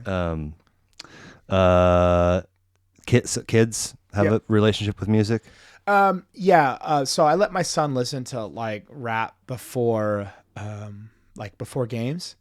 Okay. Like, I think it's good to have like pregame music. Soccer? Yeah, soccer, basketball, whatever. If it's just him and I in the car. He got skills? Yeah, he's got some skills. Yeah. Can he nail a three? Yeah, he can. He can't nail a three, but he's pretty good. Like he hit him from the charity stripe. He's pretty well. He can do better than I in basketball. Okay. And soccer, he plays goalie right now on a team. Oh. So on a team. It's So a different brand. The goalie. I love soccer. So Do you? Goalie's like being a lot like being an O lineman, where you get 50 shots, you let in 2, you suck. I saw a thing that said you never surrendered a sack in your whole career. College, yeah. College, okay. Yeah, in NFL, different. Ole, no. Yeah, watch out. Would you, like lots of guys in our 40s. Yeah. Since we're kind of just now 40. Yeah. There's plenty of guys out there that get out and hoop it up on the reg. If you were one of those guys, would the size of your frame become a burden to knees and ligaments and? No, I'm good. I used to play indoor soccer. But jumping and stopping and going and pivoting on the hardwood. It would hurt probably on basketball, yeah. But you don't think and I'm not good at basketball though. I'll D you up all day, but I couldn't shoot. You can keep up with me. You'll D me up. Shit. See, it's that kind of line that I dropped out at Opco, and you're like, fucking this guy. Who hired this guy? Yeah, get out of here, guy. Yeah, what are you doing? Have you? I don't know if I made this connection until just perhaps today, but have you always been a read receipts on guy? I didn't know you could. Like, I keep mine on. Mm-hmm. Yeah. Yeah. I don't care at all. I don't care. Okay. Yeah. Because it's like, does that let you know if you texted if I did it or something like that, or if I did? Well, maybe there's other meanings that I'm unaware of, but to me, it's like if somebody doesn't respond, but you see that they read the text, then it's kind of like deliberate in a way, kind of, or it could be deliberate. Right. Whereas if you have them off and it just says delivered, you at least go, oh, he hasn't opened it yet, or who knows, he's 80 miles off the coast. But I mean, it's a thing, kind of. I think my shot clock on responding to a text, like sometimes if I say something, you don't need to heart it and let us know the conversation is done. Right. You know, I've always been against that. Like, I just walk away. Yeah. Like, it's digital. Just walk away. Yeah. Like, I know you got it, and if you want to respond, cool. And if you don't, cool. So that way, that saves me from having that stress or whatever. Of like, are they gonna respond? I say something bad, blah blah blah. I said what I said. You want to respond or you don't. Well, I don't think there has to be a very clear end to every chapter of a conversation. A lot of people feel that. But we've had a couple in trying to whatever where like a week and a half goes by and you're like, oh, sorry. I'm like, what? Oh yeah, I was upset about that. Like, or like the picture from the dinner. Yes. You remember that? Yes. Oh, I forgot to respond to you. Yeah. Sorry. And I was like, bad. Like on my dick. I shouldn't have sent that. No. He's mad now. No, I wasn't mad at all. No, but that's where fucking noodle brain goes. Right. So you have always struck me as like, you know, you've kind of got an idea or an outline or a plan for how you would like the rest of your life to go, whether that's 8 years ago or today or whatever. Like, what's gonna keep your happiness bucket full as your kids are getting into teenage years, and then maybe as an empty nester? I mean, what's the fuel for the Nick Leckey happiness fire? Oh man, I don't know, man. Just living in the moment with a grand plan, but then like figuring out, you know, stuff. It's not about like, you know, find something I love doing. Like I love doing what I'm doing now. I enjoy medical device sales, and I was laid off in November and then worked through December, and then I had like January, February, March to kind of figure out my next move. With no real rush or whatever. I was going to say that wasn't like, there wasn't pressure self-imposed or from the wife or... Oh, from the wife. She started to whatever, but I had to block her out because it's like, we're on... Boxing her out. Well, I'm the dreamer and she's the realist, right? So I knew I'd get a job somewhere, but I wanted it to be a good fit. Now, was she like, I want there to be structure or financial. Like, what's her like? What if she was getting on your case? Whatever, you know what I'm saying? You had to block her out. What was the motivation she was coming at you from? She was like, "Hey, you need to get a job." She's like, she stated, "Right, it's going to take you forever to find a job." I know, but why? Financial, I Okay, guess. just- She's like, yeah, long term, like, Okay, I guess, or okay. something, or she just wanted to have money coming in, Okay. instead of money just flowing. Well, out. she works too, right? Yeah. Okay. Mhm. But I mean, it wasn't at all like, I don't want you to have unlimited free time with no structure. Right. It was financially driven mostly. Yeah. Well, Okay. and also, who knows what else she was thinking with that regards too. But to me, it was like I knew I'd be able to get a job. You're like, whatever, somewhere. I'm leaving you on red. Exactly, for real. Exactly. I will. I definitely will. Oh man. I do a lot too. To her? Not on purpose, but Oh, or man. I'm sorry. I look back on a conversation. It was like she'll text and someone will just call her instead of like responding to it. But then sometimes we'll get done talking and I'll respond to the text because I'm OCD a little bit like that. But yeah, but to me it was like just kind of just flowing. I could be a small child sometimes. If tomorrow somebody just said, here is all the financial stability that you and your wife and your kids and maybe even their kids will need. So We're talking a lot then? What? A lot? Well, whatever. Yeah. Okay. So if from this day forward you don't have to work and you chose not to, okay, would you like become handy? Would you be project guy? Would you take up an instrument? Would you travel? I mean, I think I would go, well, if I have my kids with me, well, I mean, at least for the next. I think I would take summers off. But it's so nice at where I live in the summertime. I would go to Mexico and surf. Get the fuck out of here! Back to the goddamn sharks and barracudas and shit. But you're right on the shore, right? So you're Isn't that where the most percentage? Yeah. Well, there's a lot of people there too, right? So that's why your percentage goes up. But yeah, I think I'd be surfing in Mexico.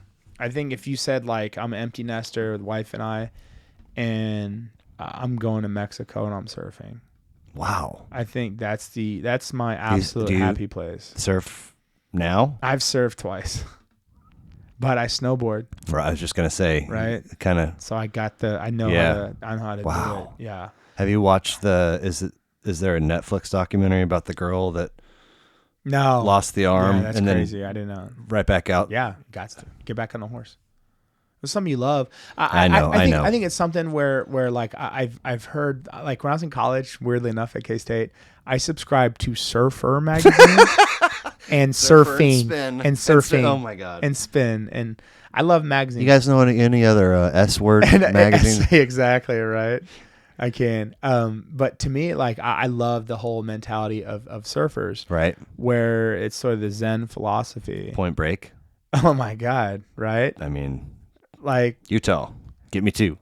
And I loved it. Yeah. And so to me, it's like I love this concept of this wave that is breaking on the beach has traveled for thousands of miles, and they're gonna do it some sort of religious experience.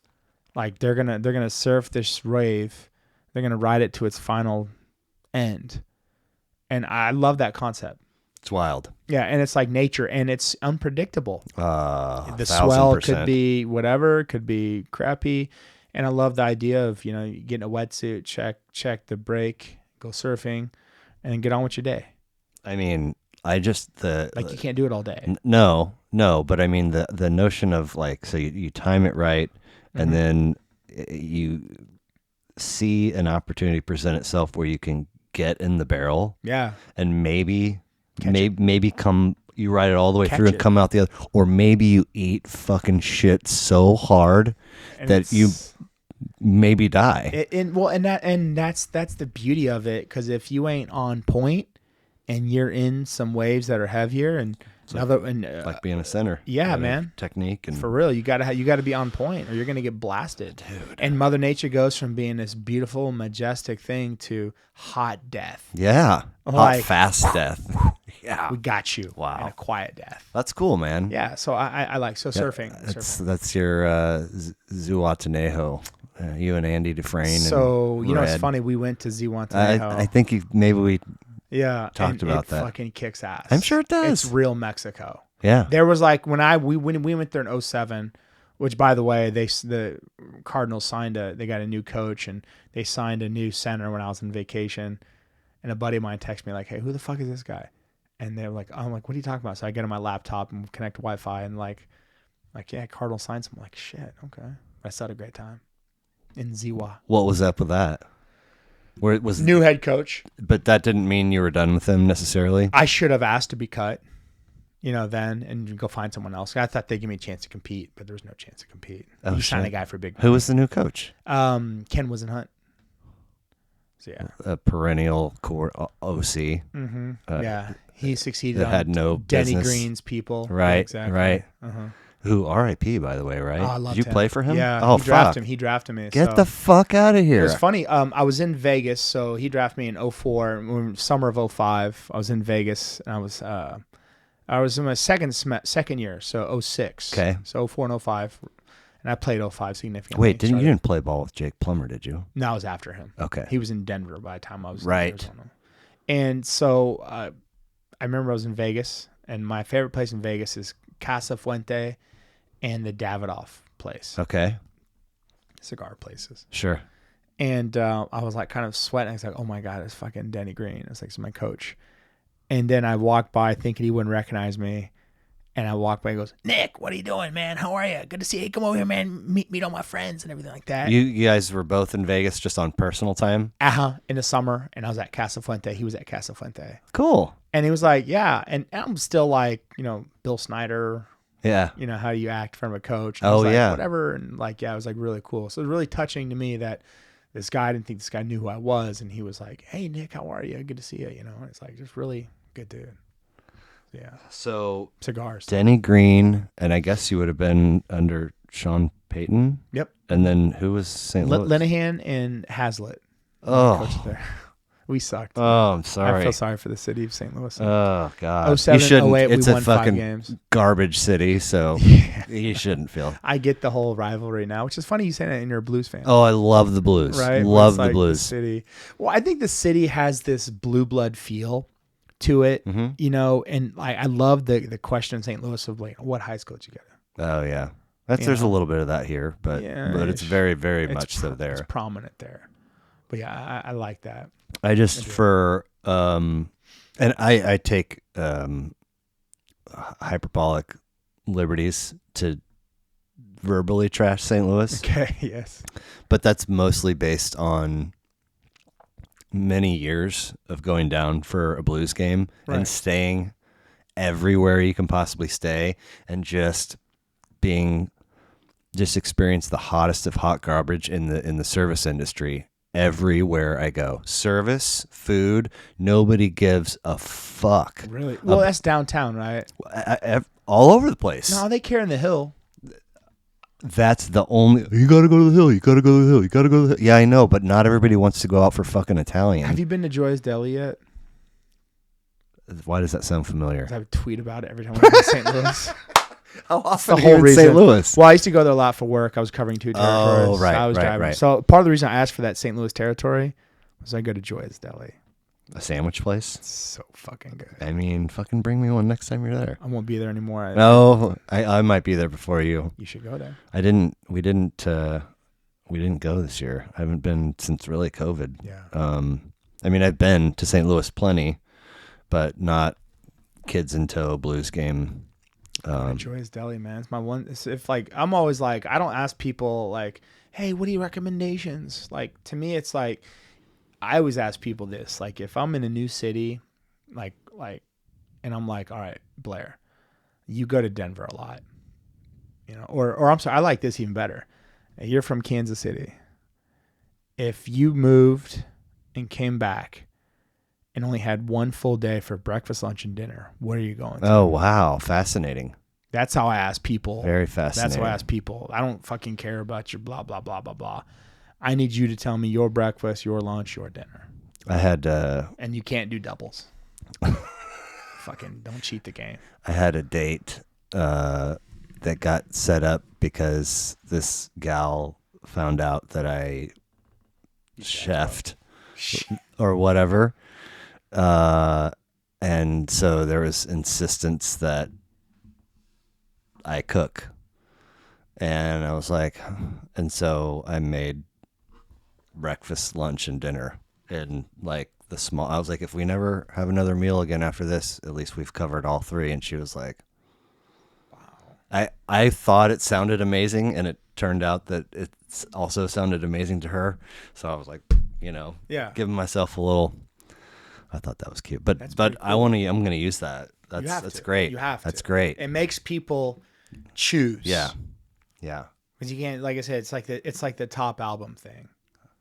It makes people choose. That's why I like the question better. I think 2 weeks from today, the dude that's coming, made like a top 100, like right when COVID hit.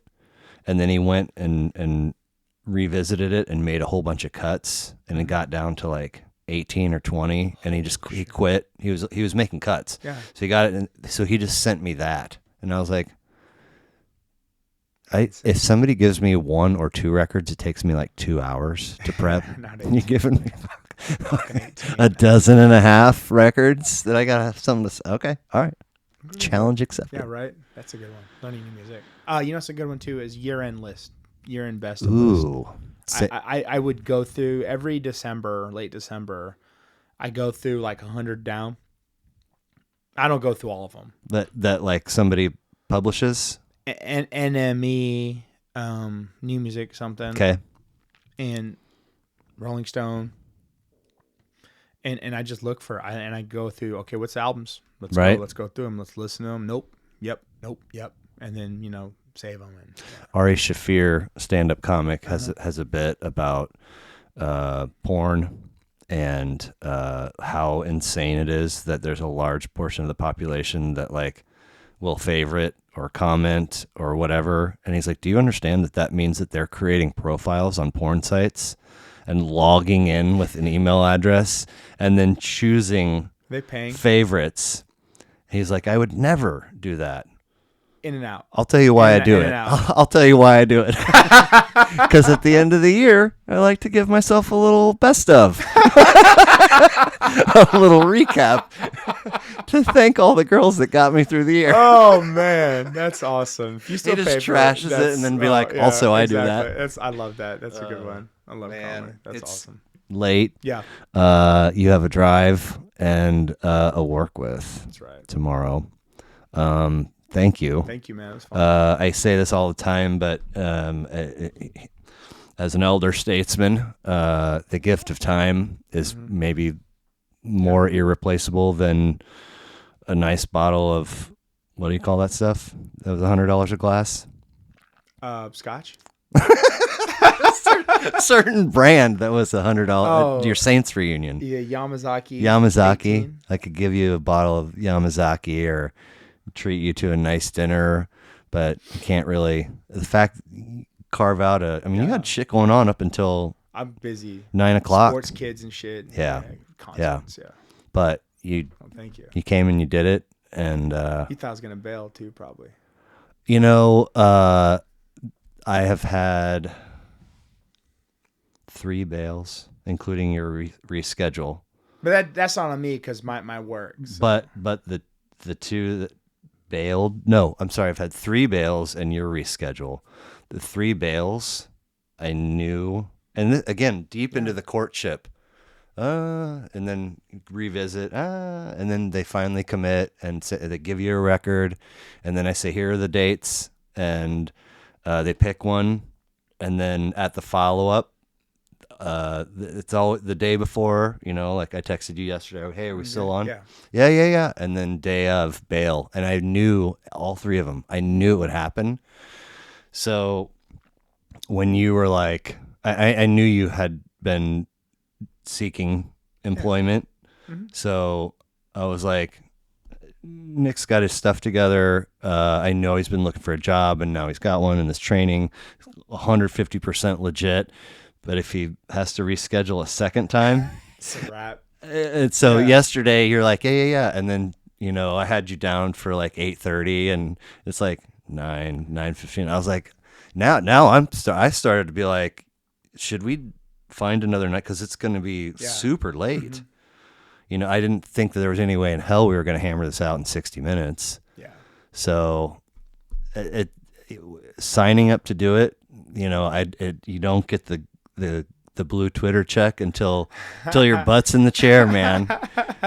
So thank you so much. I think it's a cool thing, dude. I think it's a really cool thing. It's a really cool, like a personality thing, and I love to hear. And I love to hear people's different viewpoints. Right.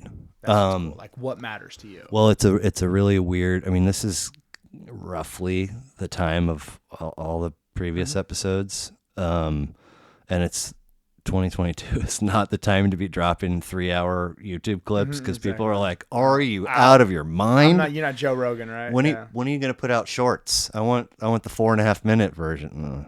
Like the highlights. TikTok, give me a 90-second TikTok. Maybe when I have a production team, like this is enough work to turn around. And speaking of which, next I'll be shooting for next Thursday. Okay. I did get a teeny tiny bank. I want to get like 4 banked, so that if flakes or reschedules happen, I still have one to drop for the following week. I built that up a little bit, and then somebody last Tuesday flaked, and then I didn't have one this past Saturday because my ex was out of town, so I had the kids. Anyway, shoot for next Thursday for yours. When it's out, I'll send you the stuff, and you can. I look forward to it. Delete it or leave me on red or put it out on all your platforms to your thousands of followers. Okay, we can do that. So thank you. Thank you, bud. All right, man. See you. That was fun. I know, right? You feel it. Always. That was perfect.